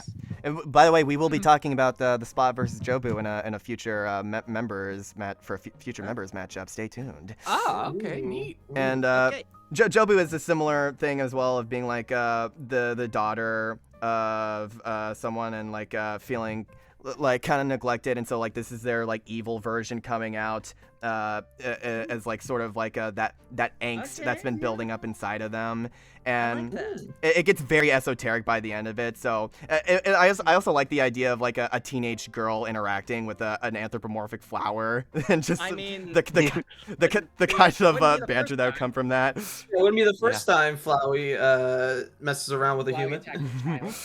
Yeah, Yes. you could unironically do that where Flowey's trying to trick her into like giving up her soul, and she's like, yeah, and like she like blows some bubble gum. Yeah, no, I don't feel like that. That's not my style. And and okay, so now it's finally time for me to. Sorry, did you have anything else you want to say? Oh, no. I was just getting ready to talk about the next ones. Yeah, I'm ready to finally tout some of my minimal knowledge on Slay the Princess. Kinjo Rex. And by minimal, I mean minimal. Kinjo Rex, we finally checked out a little bit of Slay the Princess, and Some of us did. I still have to get it. I've played the game. I've actually done a run through of it. Yeah, I've played about an hour of it, but I liked what I played, and I get the vibes already. It is.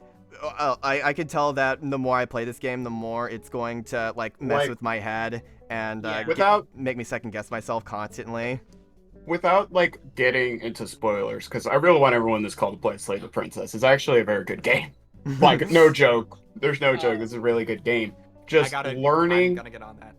Learning more about the princess, her powers, what she can do, and her final form. The entire time, one, I was horrified because it's a fucking horror game. Right. Two, I was depressed because it's a love story. Three, I went, oh, Flowey makes sense. Like those three thoughts were all running in my head as I was playing Slay the Princess. No game has fucked me over the way Slay the Princess. I had a nightmare about this shit last night. All right, that's how good this game is. Dang. Yeah. How do you guys think Flowey fares against all of his opponents here? I don't know, man. I'm not Yeah, entirely zero sure. clue. I'm not here for the The feats and stats. I'm princess? here Fuck. It could be that all of these characters are just too esoteric to like get into like with the amount of time we have to talk about this. We need prep work to be done. Yeah. Dementio should be at least universal, though. I know that much. But, Dementio like just with, focusing like- on. But yeah, Right. I feel like the princess should be, if I remember how the fuck that game works, probably she should at least also be universal because of how the game works and how like things get destroyed. I'm trying my best not to spoil here. Yeah. I do know that with the Chaos Hearts, Dementio, he would be like in the upper echelon of Mario scaling, like at the highest point, arguably. Yeah. I also noticed we didn't talk about Sylphin. Oh, Well, no. Well, no, we haven't talked about him yet. Okay, chill. They are I did some research on them, and I can see the thing behind it. So Frieren is from In Stars and Time. They are they basically I actually have the list of connections here. Both are major players in a story taking place in a forgotten kingdom, which was once both kind and joyful. However, after a series of events, these two would unknowingly attain a great power and would descend into madness that follows nihilistic beliefs, which they were broken out of by the love of their friends. And both games have to do with like time loops and trying different things. Like in Stars in Time, the whole thing is just time loops, like correcting mistakes, and then just like Frieren starts the game out as kind of like happy and jokey and fun, and then just slowly gets more and more nihilistic and hollow as the game goes on. I see. So yeah, I cool. see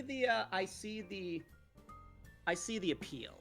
And like from what I've seen in the chats, like I've seen people claiming that like if Flowey gets in, it's gonna be an argument between Frieren and Princess. Okay. Probably, yeah. Okay. These are the two those are the two Flowey matchups that I see talked about the most. There's obviously the most more recent titles as well. Talk about it despite not knowing anything about them. Yeah. I'm fine with that because we talked about Flowey a lot on this show, so I think it's cool to keep it a little bit minimum there as well. Yeah. You guys know how much I love Flowey as a character and how much the idea of him being on Death Battle fucks hard. Oh, absolutely. It absolutely for those of you watching that know more about In Stars in Time, educate us in the comments. Yes. I'd be very interested to know. And also feel free to tell us why we should have included Monica in this matchup spread. No. And we will ignore you. Nope.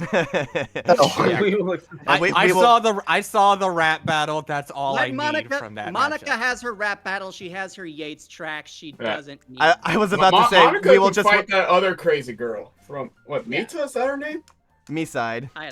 Misa. Yeah. I was about to say we'll Death Note? we'll reply to those like Me-side is like a video game. Me-side. Oh, That's- Misa, yeah. Oh, right, yeah, the one with the Mita girl. Not Misa Mane from Death Note. Oh yeah, I was gonna say that's weird, but like I know. If anything, you would do Misa. If anything, you would do Misa versus Sayori, obviously. Oh yeah. You are fucking despicable. Holy I don't know this stuff, so like I don't know if he said something that was just like super upsetting. Well, no, you would do it. You would do it as a rap battle, and then you would make people. Oh, it's a rap battle. You would make people. I thought you meant as verses, and that. Yeah, me still too. despicable both ways. Let's keep this real. You would make people very upset either way. People would be upset with. Look, it's not the first time rap battles have made suicide jokes. Let's get real. Yeah, that is true. True, but it's also like, ooh. Get out my shirt collar. Let's not discuss this. Yeah, let's move on. Geats, yes, that's something that we can all get behind. Alright. Geats Howard. Yes, that is Tilted Towers. This is a very interesting spread. Yep. You see, the thing about Geats is that the show takes place in a death game similar to that of Squid Games and other battle royales. So when trying to find a background, I got pissed and I went, fuck it, Tilted Towers. Yeah, we missed Tilted Towers. Respect. Yeah, original Tilted Towers. I miss them so much. They were my first love. Yeah. Now, you say that. I'm wondering, does he have a Record of Ragnarok opponent? I don't know. No, he does not. I feel like the Record of Ragnarok and like a Kamen Rider death game just sounds too perfect. Well, I've actually checked out a couple episodes of Geats going into this one, so I got a general vibe of it, and basically he low-key like from the very first episode he kind of becomes the god of like of a new world, like resetting everything like into like his most wanted desire. Like he becomes a celebrity in that course. Cool. But even then he's like no, I want to do the death game again. I have more wishes that I want to grant. Like that. Okay, that's I see the potential for Liu Kang. Yeah, exactly. Yeah, that's why he's here. Yeah, we can finally get Liu Kang on the show and not have to worry about Mortal Kombat scaling going absolutely insane and screwing Jago over. Not have to worry about him atomizing poor Jago. What was the background you said for Geats again? Tilted Towers. Sorry. The background's Tilted Towers. No, not background and backstory. It's well, I think that's something that I'm gonna learn a bit more as I watch the show. But basically, what you need to know from the first few episodes is that he kicks a lot of ass. He has a belt that he revs like a motorcycle to like get new pieces of armor out. And his That's cool. his motorcycle turns into a robot dog that instead of flying, it runs in the air. Oh wow! Runs in the air. I feel like Yeah. Mr. Krabs is just like, you got yourself a deal. You got yourself a deal. But now that's why Money. Bayonetta is boy. here, because that They're sounds gonna like give me something a that heart would happen attack. in one of her games. Yeah, honestly, I'm already getting a very similar vibe between them. But I was already immediately like, okay, yeah, I see why Liu Kang is on the matchup spread. I don't get it yet for Sephiroth. I have a feeling that as I learn more about Geats, that'll become more apparent to me, the vision there. And Well, yeah, because if it's like, if like what you guys are saying about like Geats is like in a constant like death match to like I guess just like prove himself, then like I guess then like No, Liu he's Kang, trying to wish for a new world. yeah, trying to wish for a new world. He gets a wish and is able to wish for a new world. yeah, Yeah. and like the wish that we see him like get granted for him in the first first 2 episodes is that he becomes like a celebrity idol that everyone knows and loves. But he's like, no, I want to do another death game. There are more things that I want. Like that's how confident he is in his ability too, because because you see other Kamen Riders competing That like kinda- for that points kinda in the gives me first Jack episode. Demon vibes almost. Kind of, but like he's like chilling, sipping tea, and his butler's like, "Don't you think you should be like going out there?" He's like, "Yeah, why rush things?" And then he comes out and like does like takes out the mothership right away and gets like 1,000,000 points, and that's how he wins like in the first episode. And it's like, yeah, no, I this guy's got major confidence in aura. I could see why people are pushing hard for him. He's got, as CJ the Champ says, Black Air Force energy. Yes, that's very true. I'm excited to learn more about him. I'm not sure then how much that would match up with Liu Kang because, well, granted, there's like a million different versions of Liu Kang because MK's messy. But even then, I would say that like Liu Kang can just be boiled down to like he is just the chosen one. Like he's just the one who will win the Mortal Kombat tournament to secure the safety of Earthrealm. So like I don't know how much that really matches up with just like how much. It's more of I think the. What? It's more of the god thing. It's more of him becoming a god. And Fire god. Yes, in that sense, I can see. Here is the vision the I'm fire. getting, my immediate impression. And keep in mind, I've only seen the first 2 episodes of Geats, so I could be wrong about this. But here's what I'm thinking it could be. That they're both like in a position of rewriting their universes and having... but they both have different perspectives on it. Liu Kang is from a much more altruistic, trying to do something that for the betterment of everyone, whereas Geats is a lot more selfish with his desires, like at least from the get-go. Yeah, like he's purely like just like seeing how far he can go with it and like testing himself, whereas Liu Kang has a genuine desire to like make things right and give like all these bad guys like better lives as well. And so like that like clash of ideologies would probably be what they would go for in the analysis segments. So I fuck heavy with that. Yeah. I kind of see it. I do see it now. And with Sephiroth, now that I'm thinking with Sephiroth, they could be going because of like what they've been doing with him in the remake games, because it's been a similar thing of like very meta, esoteric, rewriting the story, dimensional stuff happening, like from what I know going on in there. So, yeah, what's going on with Sephiroth right now, like the big running theory is that like the Sephiroth that we're seeing in the remake games is the Sephiroth from the original timeline that started a new timeline to basically ensure his victory. But even then, Sephiroth's whole deal is that like, yeah, he was a soldier and who served Shinra until he found out that he was the genetic clone or genetic he was a genetic test subject of Genova, like the ancient alien that like that drove him mad. Genova's his mommy. It shattered his sense of self, thinking that like he has to like now he now has like to serve like this higher purpose of like saving the planet because Genova is believed to be like an ancient and like, but of course like his version of saving the planet is getting the black materia and summoning Meteor to destroy everything. Get rid of all the people. Yeah, exactly. Essentially starting from zero. That's exactly what happens in Geats. Like it's all about rewriting. He's all about rewriting the world. Like you got to fight for the things that you want if you want change to happen in this world. That's his big slogan going into this. In that sense, I can see that kind of like selfish like parallel with Sephiroth. I just don't know if he really matches up like anywhere else with Sephiroth. Maybe. But as for Red Saber, not Saber of Red, two completely different characters. I hate Fate. Oh my gosh. Red Saber. The connections I have found for both, because my knowledge of Fate Extra is non-existent. Both Geats and Nero Claudius are two flashy, overconfident warriors in red who compete in futuristic death games, both fighting to have their deepest wish granted, a wish to fix yada yada yada. Basically fix their past, and they fight through numerous death games. So it's a similar vibe of, from what I am getting in the minimal research I am doing, I apologize, Fate fans, I only know Fate Zero. Yeah, same here.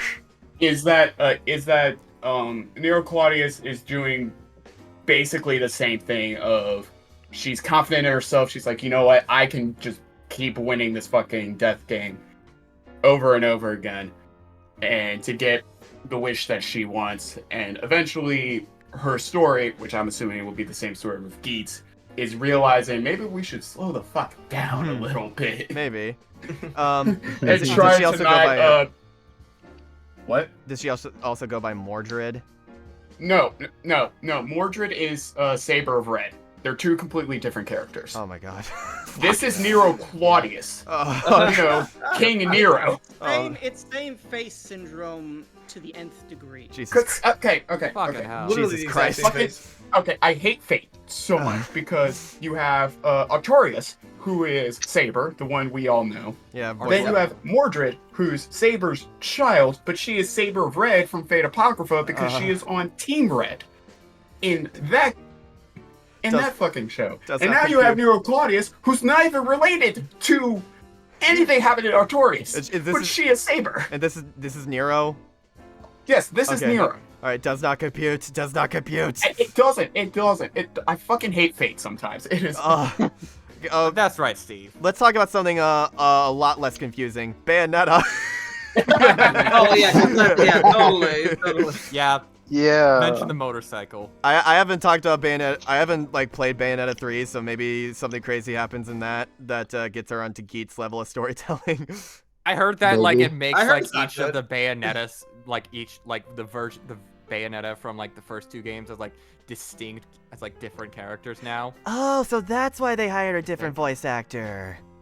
Totally. Yeah, totally. No other reason. Totally. Something like that. I'd almost forgotten about that to bring it up. I will also be honest before we go back to Bayonetta. I asked somebody I know who was a big Kamen Rider fan, Geats matchups, because I didn't know shit. What the fuck is his spread? Because outside of these four, he also gave me Zagreus and Neo. And I know Jim Mori is also a matchup for Geats. Yeah. Well, we're going to have to talk about Goku versus Jin Mori on a future Trash Picks talk at some point. Yeah, we would. Did anyone submit it yet? No, I think that's one that I would like to talk about once I check out Jin Mori's show. Yeah, God of High School. But it is just some of the most this is an insane ass spread. None of these characters relate to each other individually. How do they all relate to Geats? Yeah, that's the big question that I had. I'm not that well versed in Bayonetta, so what does she have to do with Geats? Well, I from what I saw, they have a very similar fighting style with how over the top the action is. So Kamen Rider and Bayonetta does bounce off each other pretty well in that regard. But Geats uses guns on his feet. But he does use a lot of guns. So on his feet though. Well, we'll see. Bayonetta does we did touch upon that. Bayonetta 3 does get pretty wild with the story, so that's probably where a lot of that comes into play. Maybe. And it would be interesting to see Bayonetta come back because we got Dante coming back now onto Death Battle. So it'd be interesting to see if Dante can come back, Bayonetta should be able to as well. Exactly. Yep. But that being said, I think I would probably pick Liu Kang out of all of these because it's wild that he hasn't been on the show yet, and this solves the power scaling problem that he's been faced with for so many years recently. Because Kamen Rider scaling is insane. And so that will also just be I think a really cool martial arts hand-to-hand fight as well, combined with their ridiculous powers and summoning black hole shits. So Jesus. I'm looking forward to that. If Geats has a very good chance of winning, so I will probably be gunning for Liu Kang when that inevitably happens. I could honestly see Liu Kang or Claudius winning Okay. out of Yeah. these four. I'm sure the Fate fans would probably. The fake fans would rally. The fake fans would rally. absolutely. They And would I think absolutely rally. returning combatants have like kind of have a bit of a handicap going into it. People like to see new characters get on the show. And Yeah, no, returning Yeah, combatants especially with how many recently returners are haven't from, been having the best reputation because we've been having a lot of returning combatants recently. Right. This Yep. year, yeah. so many. I think we've officially made it to 10. Well, I think, assuming I'm correct about the character that's next. Yes, speaking of returning combatants. Yeah. Yeah, finally, one of my thumbnails. Poor Samus. I wanted to Yeah, show the Samus. first thumbnail that Jonathan did, but I also have the island one to keep the aesthetic going. Oh yeah, I appreciate that. I feel like I really cooked with the Samus thumbnail. Yeah, but You did. I'll let that one sit for a little bit. But yeah, Samus Aran, the very first winner of Death Battle, and she has a very fun match of threat, all video game characters, which is we very- like to see. Yeah. We like to see. We like to see video game characters. We need more video Yes, game we do. matchups on this show. I like the StarCraft character being in there. It's a name Novaterra. Novaterra, yeah. Novaterra. Firefly had a recent blog that many people have interesting thoughts about because nobody can seem to agree on Samus Aran scaling. No But, one like, can. that- No one can. That blog. But Samus literally- still won. That's my girl. Wait, Wait, I Samus thought lost the blog. I Samus thought lost the Firefly blog. I thought Firefly won. No, Samus lost that blog. Wait, what? Yeah. Yeah, she lost. Yeah. Where, Jonathan, did you read the blog? Did Jonathan? you read the blog? He's like, no, Oh, Samus this is. won. Oh, I was thinking of another won. blog. Oh. Oh, Wait, okay. wait a minute. Wait a Away in minute. a Straight jacket. No. Jonathan. Wait. Wait, hold Jonathan? on. I got the image. Wait a for this. minute. What? Don't. Wait. Oh, Jonathan's Okay, going Okay, like, right it like, finally, like- it finally loaded. Okay, it finally loaded, but like it's showing like a death battle weird analysis thing for some reason. Oh. Hang on. Okay. Oh, Firefly won. Sad. Yeah. So I was, Wasn't even yeah, it was another Samus versus Firefly blog I was thinking of. I didn't know the G1 team made one. Sorry, Oh, yeah, Jonathan. but here's the thing, though. Alright, Even though Firefly won the G1 blog, it was so insanely close. Like, Steve, it was. Steve, I'll be sure to add that image. That's a good one. Wait. Happening right now. Hold on, Is that a real panel? Is that not edited? That's a I real panel highly from an artist on Twitter. That's awesome. No way. Yeah. All right, back to Oh, that's Samus, funny. back to Samus. Yeah. Yes, even Samus, though Samus. even Just though replace Samus- just replace the anime character with like a mega what? And we're golden. Yeah. Mega one. I was saying, even though Samus lost that blog, it was still like really like the only reason why she lost it was because it was like a 3x speed difference. That was the only reason why she lost. Yeah. So, I appreciate that. Prime It seems please buff Samus to MFTL again. I appreciate Yeah, that. It Again, seems to be again. a very speed bumps. close matchup. But yes, now is the time to bring Samus back. She is back in the limelight. She's got all these games coming out. Metroid Dread was a huge like box office success, and Box Metroid Prime. office. Well, you know what I mean. But Metroid. Okay, Blockbuster. Is that better? Kind of. Kind of. Fine. Yeah. I guess. I miss Blockbuster It video. was a success. It was a game of the year success. There. we go. Well, what would you call the video game equivalent of a box office smash? It stole a game of the year from Ghost of Tsushima. Okay. No, it didn't come out the same year as Ghost of Tsushima. No, I was making fun of Half-Life 2. Oh, okay. Uh, But it was nominated for Game of the Year back in 2022 or 2021. Yeah, Yeah, 2021. Yeah, Metroid Dread. Astro 21. Bot That deserves was- to win. Was that Sekiro? It may have been Sekiro. It lost to I think It Takes Two. Oh, Yeah. wait, yeah, no, that Ah. is It Takes Two. Ah. Sekiro was up before 2020. But hey, the fact that it was nominated at all, it shows that like Yeah, between Metroid is that- back. Metroid is back, and I love it. And then Prime Yeah. 4 coming out later this year. Like, oh my god, like Yep. it is. You can the timing could not be perfect. To They have gave her a Samus Aran return to motorcycle. Death Battle. We gave her They a gave her a motorcycle, motorcycle. y'all. They gave her Metroid motorcycle on and psychic motorcycles? powers. Metroid on motorcycles. Yeah. And psychic powers. Oh, If yeah, there was, I know if what there Now was we a gotta better give her a time to grappling bring, Getting hook. cooler. yeah, oh yes, please. If there was a better time to bring Samus back on a death battle, it's now. I guess she kind Absolutely of now. has the laser grappling hook. Yeah, I mean, Tether. sure. So Laser yeah, tether. when it comes to the who to pick between all of these, it's a lot of legacy versus recency going on here. Because obviously with Samus versus Master Chief, there's the whole wanting to do the Haloid thing. I've had many discussions with Steve about don't this. do Master Chief that dirty anymore. I've had a lot of Already discussions got- with us. Yeah, He already Microsoft got does Master Chief traded dirty enough by already. Doomslayer. Yeah. If Master Chief were to come back, I would prefer if he fought Commander Shepard. I do like that matchup. Yeah. I can see Yeah. And also, like, I was mentioning, Steve and I have had many discussions about this. There's the idea of how worth it would be trying to recapture the magic of Haloid from back in the day. Which Yeah. it's like, you know, it's not real. You You're kind of like fighting an uphill battle, like trying to live up to a legacy like that. You're trying to ice skate. And that's not really us saying, you know, us like kicking down an episode could. It would still probably be a good episode, but the comparisons, they would just be bound to happen. Yeah. Especially with how good It's unavoidable. Haloid, I'm not how one of good Haloid still is. Like I watched it recently, it's still good. I'm not one of those people that props Monty Oum up as this like untouchable god that nobody could ever match his like level of talent, but he does have a style and legacy behind him, especially with that animation having inspired so many things, including Death Battle itself, that it feels like a very tricky balancing act to do in a tactful way. So I mean, he got his well-deserved tribute with Ruby Maka. Exactly. Yeah. And I think Ruby Maka was the best tribute we could have done for Monty. That's Yeah. also Pretty much that's so. also why I That was even included better X than that on here. Torian breakdancing tribute back in Samus versus Boba Fett remastered. Oh yeah. I'm so angry that they removed the Godzilla part where he's dancing. I was gonna say, did I get like Mandela affected with that? I swear to God, that was in the There video. was a Godzilla part there. I hate that they're like gaslighting me on this shit. I remember there was a giant monster that was there. I just don't remember if it was Godzilla It was specifically. camera breakdancing. I'm sure of it.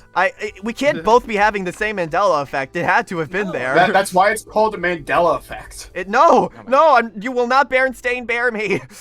Now Carrick's in the straitjacket. No, please. Anyways, moving on. That's Mega Man also X, why yeah. I included That's also why I included Mega Man X here. It's because yeah, like yeah. it's also like a Samus Legacy matchup, and it's like I know that X has like Optimus Primal, but like Samus versus X is like not as bad as like you'd think it is. Like, you know, they have like joint organizations. They're like they do their, but they also do their own thing. They have mentors they look up to. They save the galaxy, etc., etc. They have this. They have the similar gameplay mechanic of getting more and more weapons as the story progresses. Yeah. And don't forget arm cannons. Don't forget arm cannons. Yep. Arm cannons. Yep. Arm cannons. I thought. And now you can have a motorcycle fight between the two. Yeah. I think. Yeah. Actually. Can it please I last love how longer we than the went- one in Link versus Cloud? That'd be Hopefully. sick. Yeah. I think it was either DBX or 1 Minute Melee did Samus versus It was Mega Man X. DBX. Yeah, and they did a fun twist on it where that Samus turned out to be the one from Metroid Fusion, like the monster version. that was Mega Man versus Samus, the 1 Minute Melee. Yes, that's the one I'm talking about then. And they ended up like teaming up against it towards the end. Oh yeah, that was twist was. I think that was classic Mega Man actually, instead of Yeah, X. that was classic Mega Man. That was a Oh, fun, yeah, the that 1 was Minute a Melee, yeah. that was a fun Yeah. subversion. There was an Yeah. Samus DBX though. Gotcha. Then yeah, that's the one I'm Yeah. talking about. Because I like how they did that. Oh, that was cool. And so and also that would probably be another one that we could get Zach on because he's not just a Halo fan. He also loves the Mega Man series, especially the shit with X. And His favorite Yeah, is yeah. Mega Man Zero. I know that for a fact. yeah. So yeah, if Zero versus Meta Knight happened, you'd probably want to be on that one too. Oh, he's going to be Oh, on yeah. that one. He's going to be repping Zero. I'm going to be repping Meta Knight. You're going to hear shit talk you've never heard in your life. Hell yeah. Yeah. No, we've yet to have Steve and Zach on the same reaction video, so that's chaos you guys aren't ready for. Ooh. I look forward to that. Now, Novaterra, that is a very big, this is one of like the most important characters of video game history that a lot of people don't really seem to give enough credit. Like, she is the face of MMOs. Like, StarCraft is that big of a deal. Not MMOs. RTS, real-time strategies. RTS. My bad. thank you for fact checking me. I got you, fam. Don't You're worry. thinking Warcraft. StarCraft and Warcraft. Can you really blame me for getting it conflated? I'm not blaming. We're not Yes, blaming you I for can. it. We're not blaming you for Both it. were even made by Blizzard. We can't blame you. It's just, I know they're nothing alike in terms of aesthetic, but they have craft in their name. That's they're both the same as Minecraft, obviously. StarCraft, Warcraft, Minecraft. I'm pretty sure Warcraft was also an RTS. Why is there so much crafting? Indeed. First we mine, then we craft. First we star, then we craft. So then we go to war. Yes, so sir. Steve, how do you imagine Samus versus Nova going? I always found this matchup the most interesting out of all of Samus's potential runbacks because, well, I'm a sucker for video game history, and outside of Master Chief, it's fucking StarCraft, one of the most important games and most influential games of all time. Yeah. Now, my knowledge of Novaterra is on the lower side, so I am basing everything from what was said during the debate month. But she's got a shit ton of weapons. She's got psychic powers that can go do whatever she fucking wants, apparently. So it's just basically pure gunfight, just arsenal against arsenal. And I love that type of shit where it's like, we got characters with wide abilities, wide moves. Let's just let them fuckers clash. Is there a non-zero chance we get a part where they're both stripped down to like their zero suits and they fight from there? I will say the over-under is 2%. Make it the Erza versus Erza fight. This is why I fucking hate video games. They just appeal to the male fantasy. Yes, they do. Yes. The male fantasy of me kicking the shit out of men. and the Covenant or whatever. My favorite version of that meme is when it cuts to a guy playing Minecraft and he's like growing a cornfield. Oh yes, my corn! It's all ready! Yes! Oh, it's beautiful!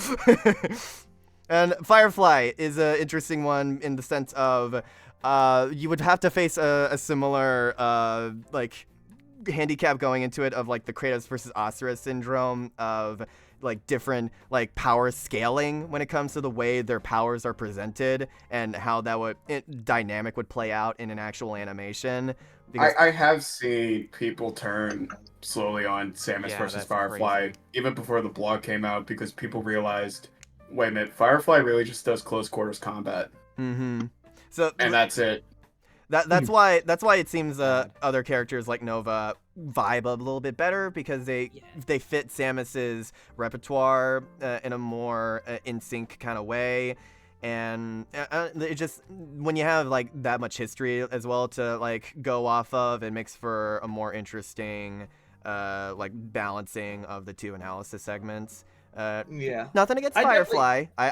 Because especially since I don't see her having any other matchups like to get on Death Battle if not against Samus, but you know it's one of that's business, baby. So, this is like kind of what I think. If Samus were to win, then and these were the four, I feel like just because it is Honkai Star Rail, Firefly would win the poll, even though I would prefer Nova to win.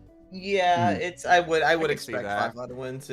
It would definitely be tough, especially, you know, I'm sure Mega Man fans would come out and I'm sure some Halo fanboys would want Master Chief to get a run back, like where he's done. I think most Halo fans want Master Chief to go against a Shepard, which is a good matchup. Which is I'm thinking, you guys saw Master Chief was done dirty, so you want to put him up against someone who's like equally gonna like destroy him, if not way worse than Doomslayer. There are unfortunately too few StarCraft fans for this to be fair. Yeah. Oh well. We'll be fighting for you, Nova. Don't you worry. Samus is still like one of those things where, like, I want to see what Prime 4 does with Samus before like really judging like, okay, which of these matchups would be better. Well, guess- especially if Samus also gets psychic powers and we see that expanded, then that just adds more of a reason for her against Nova. Yeah, exactly. We'll be banking on Heroes of the Storm fans to come out to play when the poll goes live. I miss Hots. Not sure if do we want to do any other Blizzard episodes outside of this one, by the way? No, not really. That's It's- fair. I think we're fine. We're gonna keep it to that. So with that being said, let's move on to Shantae. Shantae. Another video game heroine with a bunch of video game characters to play off of. We love to. I'm sorry. Indie game characters, except for Rayman, but you know, whatever. Who Oh, cares? I want to say this in the chat was so funny because we were trying to think of more Shantae matchups. So we went to the thumbnail. I forgot who said it, but someone just typed out Rayman. It just screamed it. You're never gonna let me hear the end of that, are you? Rayman. No, it's just funny. It's just funny. Rayman. Drake. I'm a Rayman guy. No, I enjoy his it's great. I like the fact that we only do two matchups. We're trying to find a matchup, and we because like I've seen that posted so many places, and I just didn't think of it. Yeah. So yeah, I know very little about Shantae, as you guys know, but I think all of these are very cool matchups for her when it comes to just the cool vibes of their various power sets and tapping into an audience that Death Bell like rarely dips their toes into. That being a lot of indie game fans. And we touch a lot of bases here all across the board because you got your platformers, you got your spiritual successors, you got your fighting game pro tags. It's a lot, and you got Rayman, who's been doing all kinds of stuff, including an anime appearance. He has done Yep. some piracy as well. So there's a Eating connection sushi off of a cow's tit. And you're getting Don't murdering a boardroom of people coked out of his mind. It was. Yep. It's weird. What? Captain Laserhawk is weird. Yeah. Can we save Rayman from Ubisoft? I would love to. Can we save Rayman from himself? Dang it. And he did have a good cameo in the Mario plus Rabbids game. Yeah. Yeah. Yeah. And like yeah, the love big, that. the One of big these days, prevailing Mario and rumor- Rayman will actually interact. Yeah, the big True. prevailing rumor is that Ubisoft is planning to make some big comeback with Rayman with like a remake of his first ever game and then possibly Rayman 4. But I need to see that to believe it. Possibly. Rayman 4, it's about time. It's about time. That's a callback. Anyway, Shantae vs Shovel Knight. That was a decent DBX. I like that one. That Yeah. The most popular ones. Yeah, for me, Shovel Knight is easily my preferred for Shantae, and I think I can just summarize it by saying, Shovel Knight is a go-to game. Shovel Knight is great. Play Shovel Knight. It is amazing, like in every like facet of the word. Like I love that game, and I like hate the fact that Shovel Knight versus Scrooge McDuck is the only episode that tackles the franchise on this show, and I just That was a don't like complete it in hindsight. mismatch. Yeah, not only is it a mismatch, but I just don't really like it that No, much you in don't hindsight. get it. They can both do the pogo stick attack. Yeah. I gotta thank Moro for making me realize how cool Shovel Knight is, and I'm like, damn. I'll admit I go a little easy on that one in my review, mostly because I like the 8-bit aesthetic a lot, but that's the main thing it has going for it, admittedly. That's the only thing it has going for it. If they bring Shovel Knight back, I would love to have Devil Artemis voicing him because he does such a good 100%. for us. Yeah, and also I just made like Luis feel sad. when I and also said just I like didn't write Shovel Knight like Shovel Knight. Don't make him like whatever the hell that original episode was. Oh yeah, like, just oh my god, that was... obsessed with riches and like breaking into somebody's house. Oh yeah. True. Yeah, like what the hell? Oh my god, I cannot stress how much that episode annoys me. Like as a massive fan of Shovel Knight. But even then, like sorry. I also just hate the choreography of that episode so much. Yeah. And it's a bad Scrooge episode too, I'd argue. That's fair. It's and I will say like even though Shovel Knight versus Shantae, it's like there's no real big theme around it. It really is just like big the most iconic like indie platforming characters. Even then, I don't mind it. Like it in the sense of like it being like a Mario versus Sonic, but for like indie games, I don't mind it. I think it works fine. And I think it has a lot of fun potential. Yeah. Yeah. Can see that. Fair. honestly, it's who Shovel Knight should have fought in the first place. Like I will True. say. Yeah, Yeah. oh, absolutely. Yeah. So there you go. That's Yeah. what you got going on there. Admittedly, not too much else to go into. Yeah, I mean, there is Lilac. Like, Lilac, it is fun in the sense of, like, you know, that's the spiritual successor to Shantae. There's a lot of, like, elements about it that, like, the two series, they overlap. And, like, it would be interesting to see, like, again, another new indie on the show, Freedom Planet.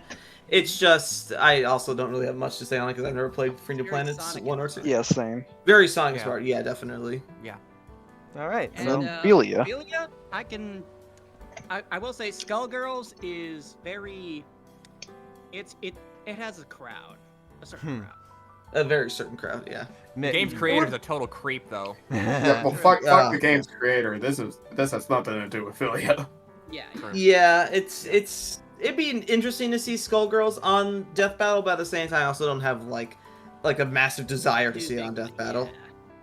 Yeah. Yeah, that's fair. Like it just be like novelty, like more, like less, like more niche fighting games on Death Battle, and also like cool hand-drawn aesthetic. Yeah, but like that's about it, honestly. That said, it'd be cool to see Beowulf. Hell yeah. Oh yeah. Yeah, okay. Cool. That would be Ironic, sick. Yeah. one of the best characters in Skullgirls is one of the two guys, And the other best character is Big Band. which is the other guy. Yeah. Which one is voiced by Sean Schemmel? I think Beowulf is? Yeah, Beowulf would make sense. Hell yeah. I thought Beowulf was voiced by Patrick Seitz. Let me look this up. Oh, Yeah, you Samson is voiced by Patrick Seitz. Oh, yeah. Oh, so Samson would be in this fight. And Sean Schemmel plays Horus. Yeah. Samson is basically just Philia's symbiote. Beowulf is played by Kai Kennedy. Or her Ragnarok, if you want to go Soul Eater. Ah, Kai Kennedy. Who else did he voice? He was also in a show called Gumbuster, and that's it. Oh. That's really his just entire acting Beowulf career. and Kit. That's Oh it. man, that's funny. He voiced an extra in Lupin the Third. That's it. Well, It's unfortunate. well. Hey, get that bag. He did good as Beowulf. Thank you. Let's go ahead and move on before we make any more enemies. Slenderman. Yeah. Yep, Oh, let's make Slenderman. more enemies. I heard that too. That's not Jeff the Killer.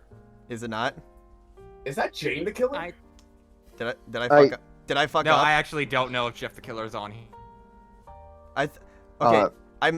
It's supposed to be looking Jeff this the up. Killer. I think Jane has a very different look to Jeff. Jane Hey, does? Hey, Jeff the Killer has a white hoodie and long black hair and red. Oh yeah, she's scarf very line. different. Jane does not have a hoodie. Yeah, thank you. Don't Okay, so it is Jeff. don't freak me out like that. We're doing this live, man. So how can we not freak you out? It's a scary character. I'm just gonna say off the top, if you want to take Jeff the Killer a little more seriously, check out Postra's rewrite of Jeff the Killer. Okay, cool. It's genuinely good. So yeah, here we managed to bring it back to Minecraft once again because we got Herobrine, Sadako, and Siren Head as well. Or Raven. Yeah. I will say, I do have to say this. Slenderman versus Sadako was supposed to be a cast pitch, but unfortunately, the person who did submit it, their bank fucked up. Their what? Oh, Their bank No, I fucked think up the yeah, transaction, yeah. so they weren't Yeah, I able to think send it in time. Oh, Yeah, I that think I heard about sucks. That's I don't know if you can allow, Ow. but it's just That's rough. like Fanbout guys, we're still going to do it because we like the matchup, but it was supposed to be a cast pitch. Dang. Oh well. dang. Slenderman, yeah, I've talked about in my thing how I think it would be a very fresh perspective to bring on a creepypasta character onto the show and talking about him like some kind of campfire horror story would be really cool. And Yeah. I think these four like characters represent a good balance to that to keep the like Halloween campfire vibes going because that's what they all kind of come from. Crappy creepypasta, video game creepypasta, classic horror movie monster, and then whatever. Herobrine. whatever. Yeah, whatever the fuck Siren Head is. whatever Siren Head is. The Trevor Henderson creation. More Lovecraftian style. Yeah. And yeah, so like it would be cool like going into the many rumors and rumor mills about like Herobrine and like the spottings of him. It's like, oh well, he's in the game, and I think Sadako has like so much cool animation potential if they brought her on the show. The idea of her like creeping out of the TV, especially like Wiz and Boomstick's own monitor. Yeah, I'll say this for Herobrine.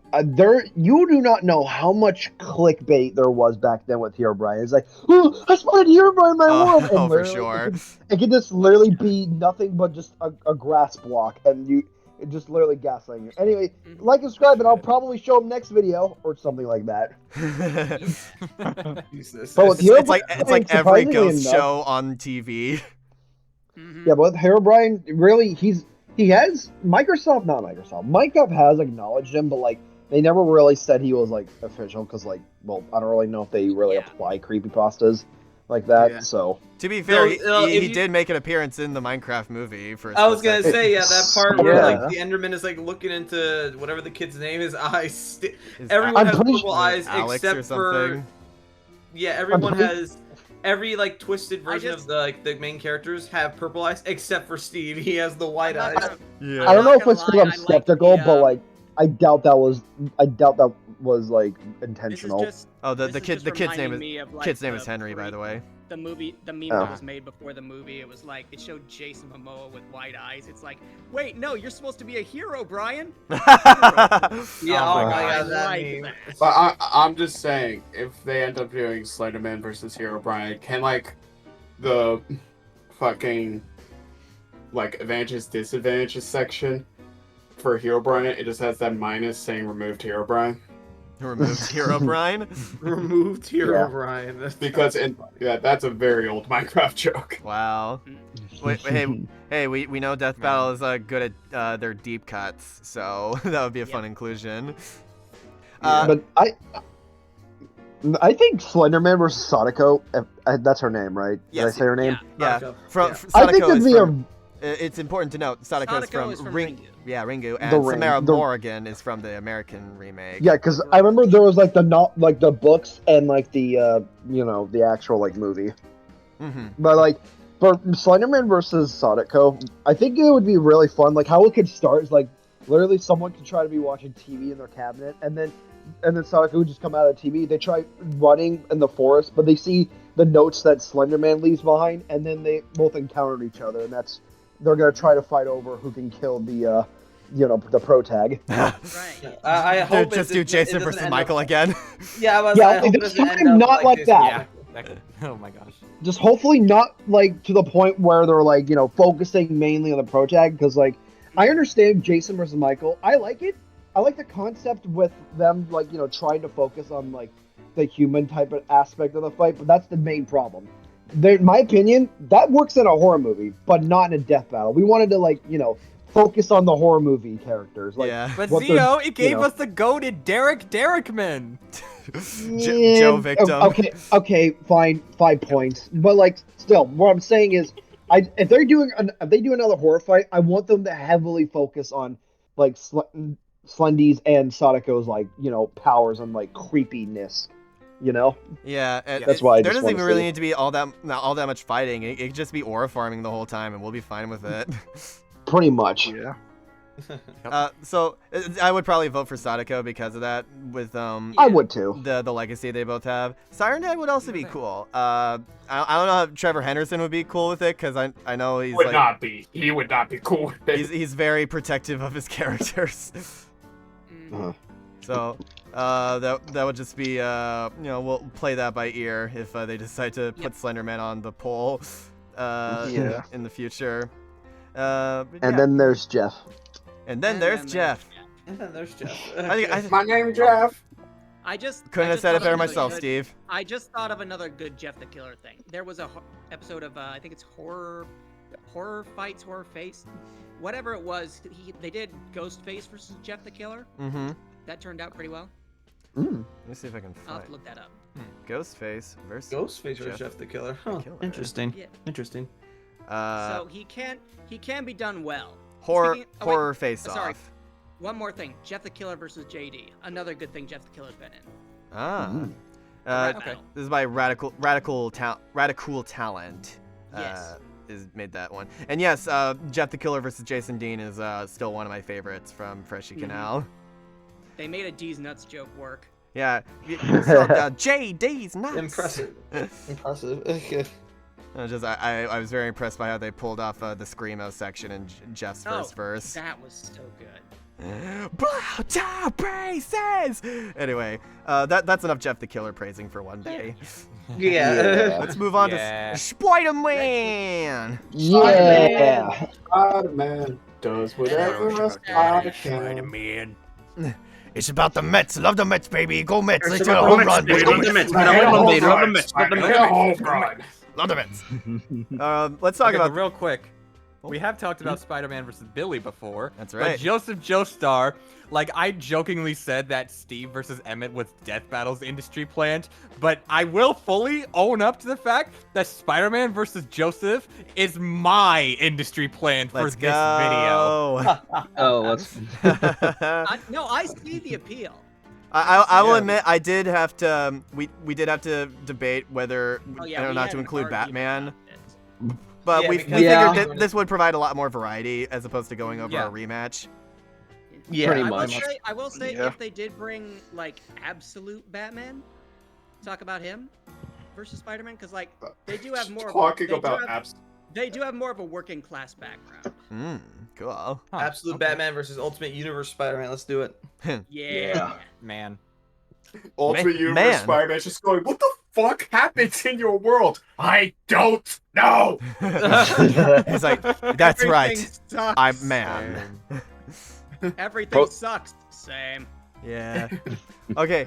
If we're talking about Donatello, I love the idea of like focusing on the gadgets with both of them, and specifically Donatello from Rise, like bringing out his rocket-powered bow staff. I love Best how version that- of Donnie, by the way. I love how like it's so fucked up to me that that's the only version of Donnie that does any kind of cyber modifications to his weapon. It's like, which seems like such an obvious thing for them to be doing, but it's He's like, the guy Yeah, that Donnie does machines. machines. and yet he fights with Yeah. a stick. And with no like specialties added to it, but yeah, so that's big reason why Donnie from Rise is so beloved, and I would love it if they focus on that one specifically, because I think he would play off of Peter tremendously. Like, we're focusing on the Yeah, that mad could be sick. scientist side of these characters, which are my personal favorite versions of them. As for Billy, I know we already talked about Spider-Man versus Billy, but like what I like this matchup mostly for, it's focused on their more tech-based type of the matchup and like the more heroic type of sides. Like how Peter is way known for being a much more inspiration in the Marvel universe, and Billy later on like having a bigger name, inspiring the other future Rangers like Cosmic Fury. Like I said, kinda didn't go well, but you know. But I think I just like that matchup overall because how unique like Peter and Billy, like with their text type of base and like what their journeys led them to as heroes. So that's just my beef. Hell yeah. That's fair. And then there's Miraculous Ladybug. Oh, miraculous. Yeah. I was hoping that we would all just be silent and be like, moving on. Oh no, I we will got a say different this, let matchup me in say mind for this. that.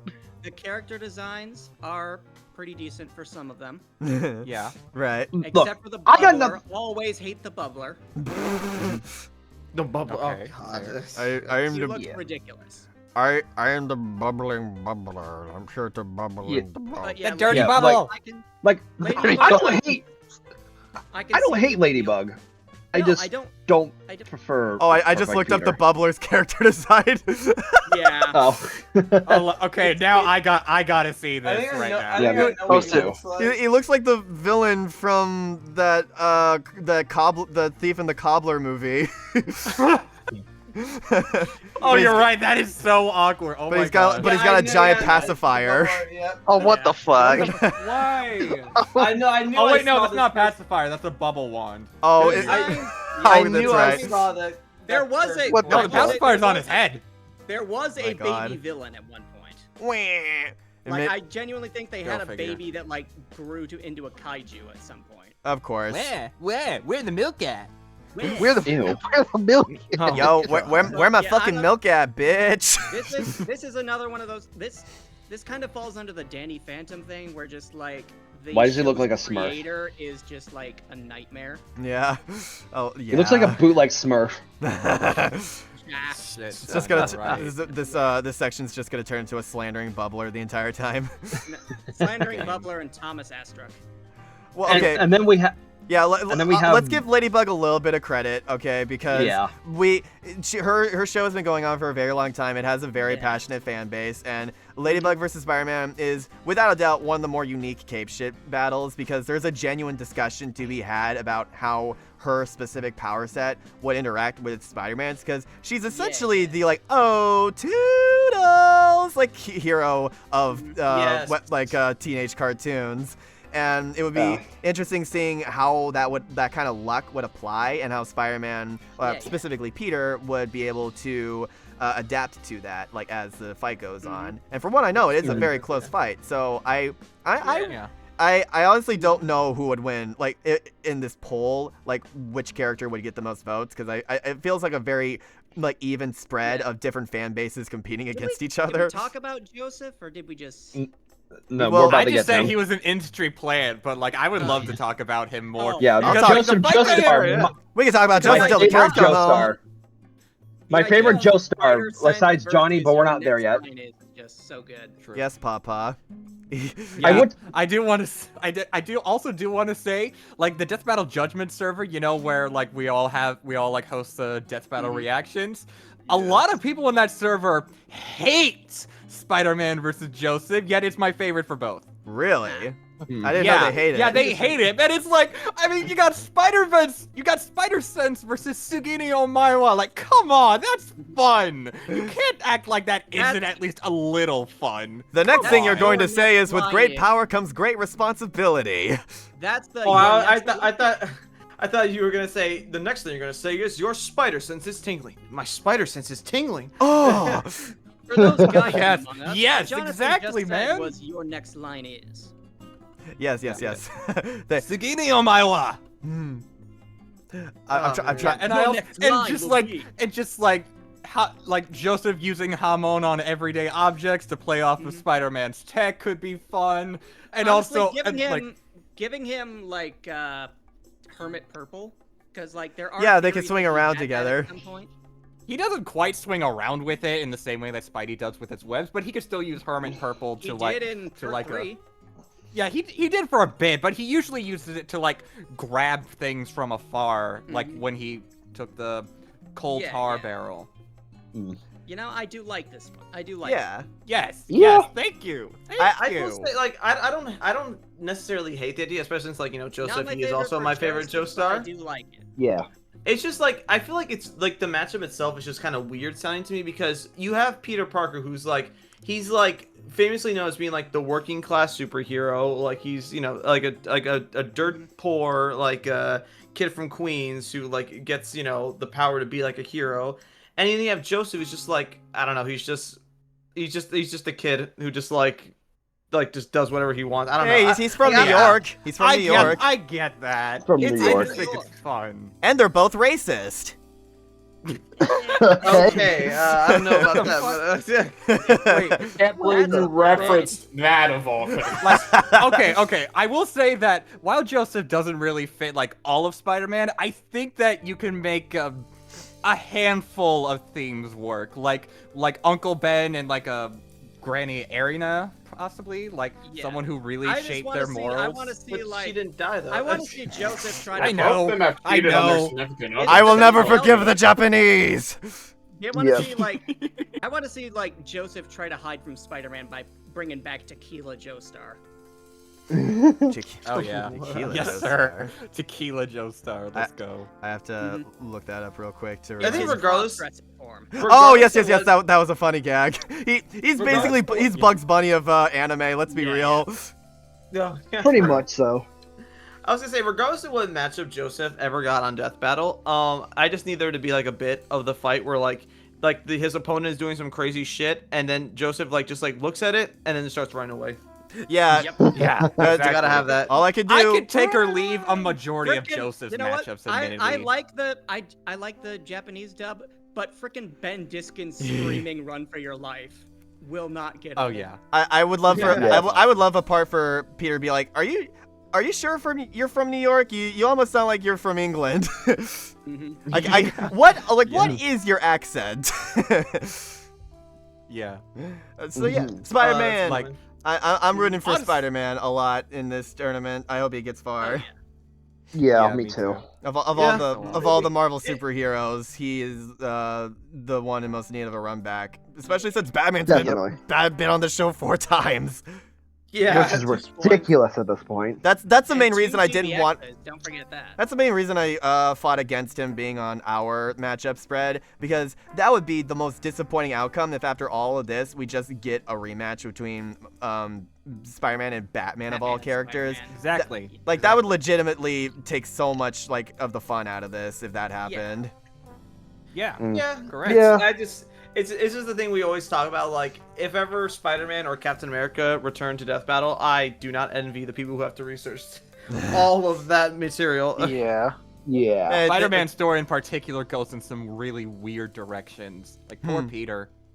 Well, yeah, Oh, they'll be yeah. sure to get some YouTuber collaborations with the research. Which, by the way, for those who don't know, that's the reason why Nemesis hasn't reviewed Hulk vs. Godzilla, because he helped make that episode happen. And he doesn't want to make it sound like it's personal bias. So Well, yeah, because agreeable. he's like he doesn't feel comfortable talking about something he has such a close connection to. Yeah. Yeah. I feel like that's what you'd be most comfortable talking about. Well, because it's like he would be like too biased for it. Right. Yeah.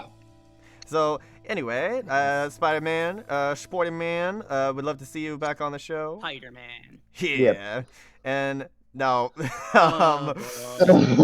And now let's go. it's time for the For the moment you've been waiting for. it's time for the What? main event. Yes, sir. Hatsune Miku. This was another one of my thumbnails as well. Frickin' Vocaloid Polka would be insane. Yes, sir. Yes.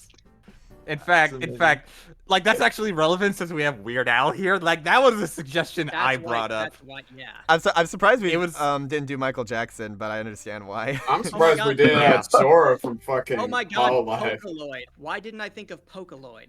Vocaloid. Vocaloid. That, In fact, that would be the anyways, name of the I was gonna, track. anyways, real quick, I was just gonna say this earlier, but when we talked about Barbie versus Miku on Trash Picks Talk in a previous episode, like I did mention how Hatsune Miku introduced me to Finnish folk music. Like I'd like to finally, I guess I might as well reveal that since I don't know if you're ever gonna know the origin to it. It's called Yevon polka. Oh yeah, the Yevon. leak spin one. Yes, that was originally a Finnish folk song. Yes, Yevon, that's okay. yeah. That was originally a Finnish folk song, and then that got a song, bunch. yeah. Of, then there was like an a cappella group that did a godlike cover of it, but then Miku did a cover of it, and like she has like the most well-known version of that song right now. Gotcha. Yevon, that's IEAVVAN. No, it's LLEVAN. Just look up LLE. Vocaloid Finnish folk. VAN. Yes. Also, Also, there was a awesome metal cover of Yevon Polka, which also just rocks hard. Yeah, Korkaplani, I think. Yeah. Yeah, that's the one. I see Hatsune Miku, Levin Polka, Miku Miku Day, 38 million views. Yep. Love it. That's speaking the of metal- only video that channel Oh posted. yeah, speaking of metal, the guy We also- hiding in the back Yeah, there. the guy from Disturbed. Okay, I will admit it was like full disclosure when Why making is this, it was. guy acting so. Is that so Moro? Oh my gosh, I can't unsee that. But anyways, it was between this guy and Eddie. It was between this guy and Eddie the Head, and like I was kind of like, which one actually works better between the two? But then I was like, I went with the guy because A, he's like slightly more requested for Miku, and B, it's because like Eddie the Head just likes to fuck around and do a bunch of evil shit, whereas like the guy is at least an Yeah, anti-hero. who exactly is he? Eddie has Mori Fest? Calliope to work with, Yeah. but yeah. Like, who is Eddie's what? from Iron Maiden. Mori Eddie the Head Calliope is from a Iron Man. VTuber. Yeah. Okay. Same Nice. generation as Amelia Watson, and she's the reason there's 9D scaling. Oh man. Oh my gosh. Thank you, Maury. Thanks, Maury. And Kermit, I will say, Yeah, I think Kermit. I much prefer Kermit versus I was Hatsune Miku confused. over Suyu Asui because that feels Me like too. one of those Yeah, what? that feels like one of those Yeah. try hard, like, it's the silly cartoony character versus a serious anime character. Like that was kind of I also like- that's a trend I that's also kind of like- died pretty hard. Yeah. I saw Kermit versus Mr. Frog, and after seeing him throw Yes. Yes. Oh my god. yes, Kermit versus Mr. Frog. I won't spoil it because Steve hasn't seen it yet, but Steve, there are some feats that Mr. Frog gets in like the most recent episode that are fucking I saw crazy. on Twitter Liam counts the feet. Oh yes, that's awesome! Yes. Oh yeah. It's so it's so well animated too. He threw a It got in the tree and cracked the Yodaton moon. range. In less than a second. Yep. Yeah. And yeah, we could skim Pim to that too because he took a kick from Mr. Frog earlier in the episode. Yeah, I guess so. Right. Oh wait, was it a punch or a kick? It was a punch. It was It a was a kick, but pu- it like, was a punch. but like that like knocked him unconscious basically. So I don't know if you could Oh, yeah. fully scale him to. Well, that. he And then there was survived it. It messed up Do his you- face. No, do you remember what Mr. Boss's reaction? Guys, have you seen Pim's fucking face? Ooh. Oh, yeah. It's all over Facebook. Yes. Yes. Yeah. Yes, sir. After him and Ellen were trying so hard to like not bring it up, she's like, "Hey, buddy." Oh, Hey. I looked it up. Hey. I looked it up. It Is is that obvious? Is it is a kick. Mm, Oh. okay. Mm. Yeah. Just- Hello. I don't know who you are, but I think you help me. Hello. Bye. Hello. Hello. Hello, but And like I'm you not could sorry. unironically tell a cohesive story for Mr. Frog on Death Battle. yeah, I he has a full arc. He's Yeah, he does. the fact that He Mr. does. Frog of all people is the one with the best arc in that series. Yes, unironically. Oh my gosh. I that think is we might have to nuts. talk about this Oh, more. Kermit. Okay, expect Kermit We might versus talk about Mr. that. Frog. We'll talk about this later. Yes. I'm sorry. Yeah, As a yeah, trash let's picks talk about talk in it the later. future. We'll I talk think- about it later. Just like in general, it would be funny to see Kermit on Death Battle because it's like it's one of those. It's like a Pac-Man kind of thing where it's like this is a character that's been around for so long that I'm just so curious to see what can be found in terms of scaling. Would Kermit get Wilkins coffee scaling? Wilkins. I don't know. Star Wars Coffee. Have you not Do you guys seen know the what Wilkins Wilkins yet? coffee is? Yeah. Oh yeah. yeah, that was one of the very first I think Muppets it was where things. Jim Henson Yeah. first got work. That's Yeah. like, and it's the exact voice. Yeah. Want some strawberry shortcake with your Wilkins coffee? Can't say that I do. You can't say that you don't either. And there's the He gun literally one, shoots the other guy in the head with a pistol. and there's also one where he's got him tied to an electric chair. Oh yeah, exactly. Oh, Any last oh, request? shocking. You want any last requests? Want some Wilkins coffee? Never. You don't drink Wilkins? No. How shocking. Yeah. Or, It's anyway, so good. Or have you seen the fencing one? Where it's like a well maybe Oh, maybe no, let's talk about Hatsune Miku a little bit more. Let's- Yeah. Yeah. Yeah. If we're Let's gonna- get back to brass We are tacks. If so we're gonna- sorry, if we're gonna Miku talk about fans, Kermit- we are very easily distracted. If Kermit gets on against Hatsune Miku, I think the obvious inciting incident would be for her to be the special guest star on an episode of The Muppet Show. Yes. Yeah, and exactly. then, and then things just like chaos unfolds from there because of backstage shenanigans. Yeah, I mean it is the Muppets. It is the Muppets. And Devil Artemis has to voice him. Oh, for sure. That True. That goes. Oh my that God, goes without yeah, saying. I just realized He That- even yeah. sang a cover of like Rainbow the Connection. Rainbow Yeah, Rainbow Connection. And he did good. He did good. Yeah, he did really good. Yeah, Kermit the Frog is up there with like the three impressions that like Everybody tries. everyone says that they can do. Like Him, Gollum and Christopher Walken. yeah, and Joe from Family Guy. Oh yeah.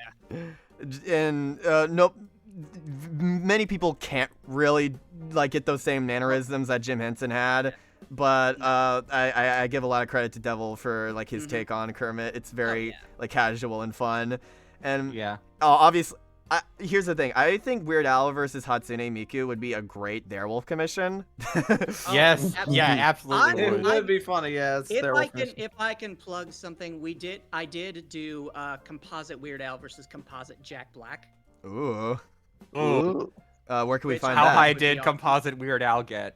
I mean, he has Milo. He has Darkseid. He has back. Oh, that's right. Yeah. He has back at the barnyard. DC Darkseid. What? DC Darkseid. What the? And Jack Black now has Yeah, because Minecraft like Weird Al Steve, voiced and he has Darkseid in Teen Bowser. Titans Go. To be fair, that version of Darkseid did get one shot by Cyborg. Oh yeah. Oh yeah. But like, see, And This is my just gosh. Cyborg Oh, upscale. I'm sorry. No, I we, was- we keep getting distracted. I'm so sorry. Oh well. Yeah. But, yeah. Anyways, Yeah. yeah. Sorry. Tell people Anyway. where they can Weird Al. find Jack Black versus Weird Al. On FTS Deathmatch Makers, I made a trailer for it. Yeah. Okay, so yeah, and we've gotten ad nauseum about Barbie in the past. That was one of Yeah. our highest stonked rated matchups on the Yeah. show. Thank Yeah, you. you can tell we really like that Thank, matchup. thank you guys Yes, for coming out to indeed. watch. Mhm. And so I have a feeling, I have no idea like if they would do this matchup spread in particular if Hatsune Miku won, because I feel like it could be really anything up to the team. But I think we all could agree that Barbie would probably win. Yeah. No I contest. have been told. Like no contest.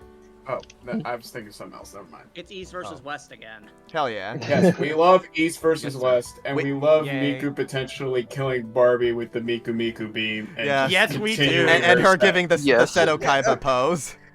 You see, you guys said East versus West, and then my brain immediately sent to like, what if they make this like Hercules versus Sun Wukong? Just make it like a mythology like story, like just like treat them as eldritch beings yeah, treat that have. Barbie- It's written in the Barbie Death Note book.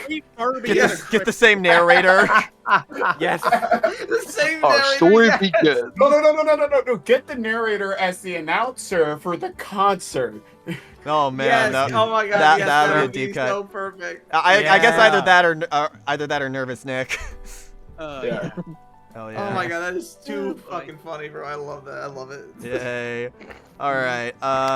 No, now, as much fun as we've been having, it's time to close this out in the only way we know how. in the only String It's Sprap. Tring Spring Prap. Tart. I always come back. It's the perfect- I always Okay. come. One last side note. Have you guys seen the new Ice Nine Kills video? No. No. No. No. Oh, Matthew Lillard makes an appearance. Just watch Oh. Okay. Matthew. Okay. Oh dang, that's sick. Ice Nine Kills the laugh track. Matthew Hell yeah. Lillard's in it. Hell That's yeah, cool. brother. That's really Okay, cool. then. All right. This to me is the definitive spread that Death Battle would absolutely. probably go with. I forget. Yeah. I forget what this guy's name is. Rubik. Rubik. Rubik, yeah. From the Evil Within. Okay, thank you. But still, that being said, these are the guys to go with. Yeah. Springtrap versus Chucky. If you guys haven't seen it, there is a fantastic. Shocked video didn't make it on there. There is a shockingly fantastic SFM animation made by somebody that covers that matchup, and it is actually fantastic and glorious, and does everything that you probably can do with these characters, and uses like the voice lines from the Dead by Daylight games in a really seamless way. So check that out if you haven't.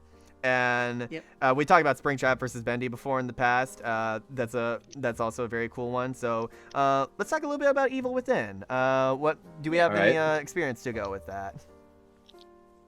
I don't know what that is. I am gonna look up the wiki. Okay. While you're doing that, let's talk about how much we love Junko and Oshima. We listen, we don't judge. We listen, we don't judge. Oh no, I've been a judge. No, we judge. We absolutely judge. I I'll will say say this. Junko peaked in Danganronpa 2. Danganronpa peaked in Danganronpa 2, but that's a different conversation. Thank you.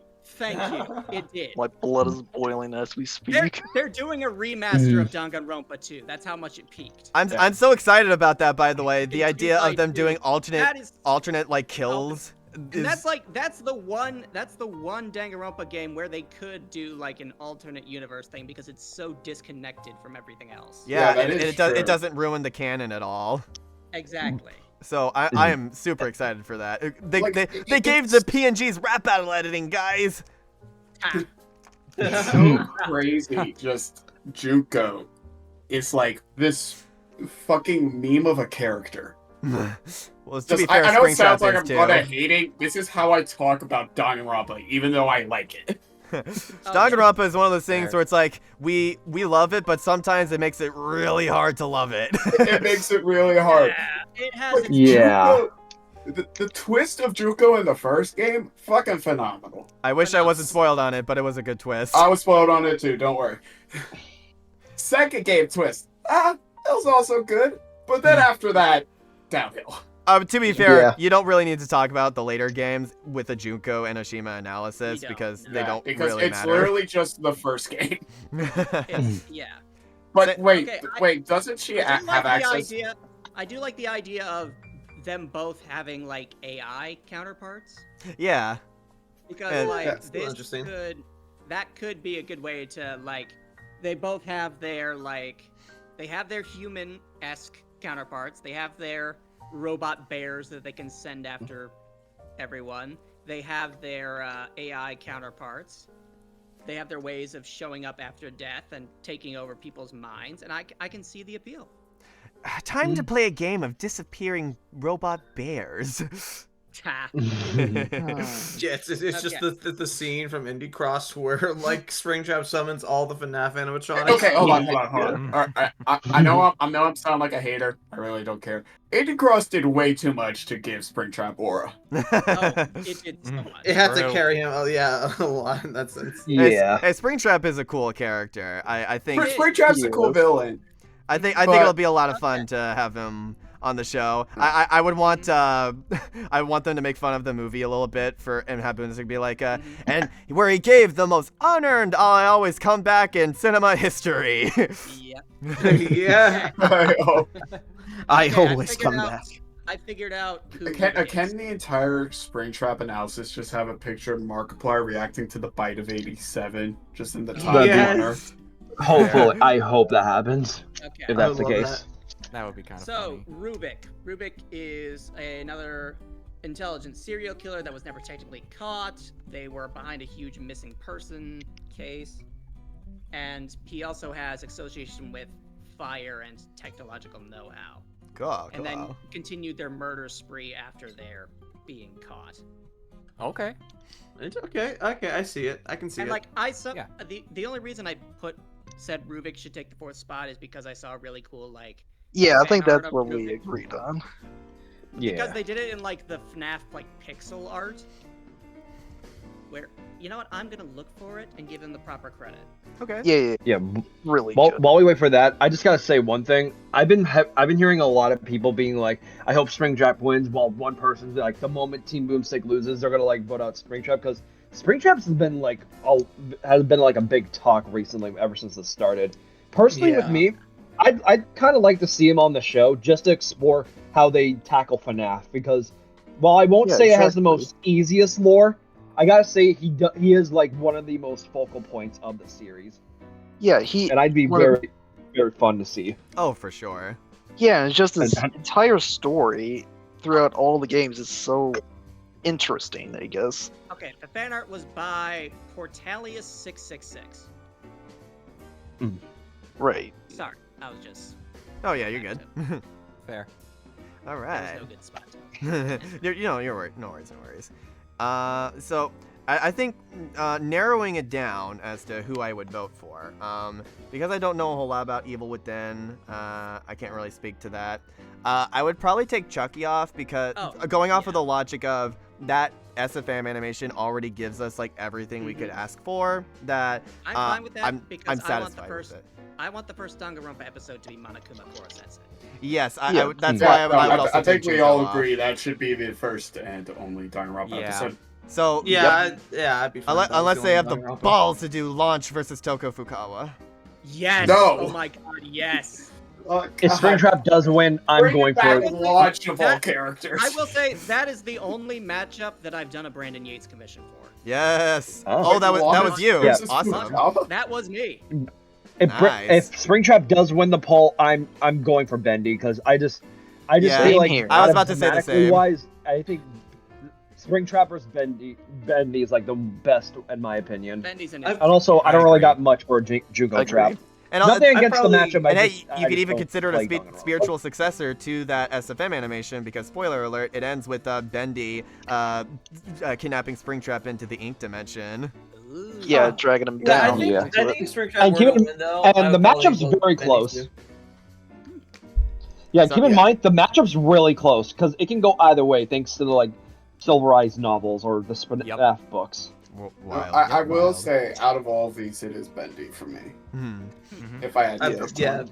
on the Bendy as I well. agree. Man, that might be just because like, well, I don't know. Like even if I ignore my lack of interest for Springtrap on Death Battle, I'd say I'd probably just go Bendy because Bendy is yeah, I was there. I was there for Bendy. I was there during those days of Bendy lore. You didn't know it, but I was always there. But literally I me. have no investment. My first horror game was Bendy and the Ink Machine, surprisingly enough. Oh wow. Meanwhile, I have And- no investment in any of these characters, Springtrap or opponents, so I'm just gonna follow You know the what, rest that- of y'all and and go that- Bendy Trap. Yeah, just be a sheep and follow Bendy. It's the Yeah. only option. Be Like a loyal. wolf in sheep's clothing. It's like Yes, the sir. Bendy cartoon. Yes, sir. I thought you were gonna just start singing the "Set It Off" song. Yeah. I don't want this video getting copyrighted. Don't tell me how you sleeping easy. they made a remaster of it recently with an It's orchestra. fucking Question though. Goated. Oh, Do you they think also- if they did add Springtrap and like Death Battle, do you think they'll like add as a move set from Dead by Daylight? Because like, I know Probably. they had. I'm sure they would bring it Yeah, 'cause, up. like, Mhm. I hope Yeah, they so. did that for Michael, so honest- like they probably do it for Springtrap as well. I'm sure they at least include it for That's the literally- animation. Imagine the ending I to hope so. Springtrap's analysis is something along the lines of, whenever you want to spend 5 nights at Freddy's and you see Springtrap, just ask yourself, is this where you want to be?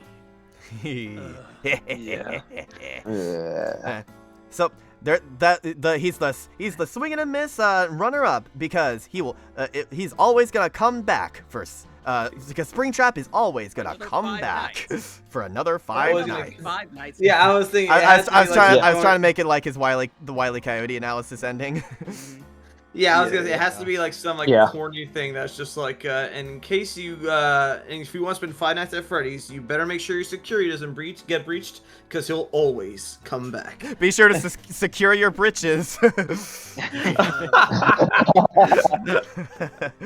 All right, Oh my God. Springtrap. Yeah, Okay. I think all these work in SFM as well is the best part about this matchup spread. So Well, Yeah, Junko absolutely. maybe wins, yeah, you could probably do an Amuro thing with her.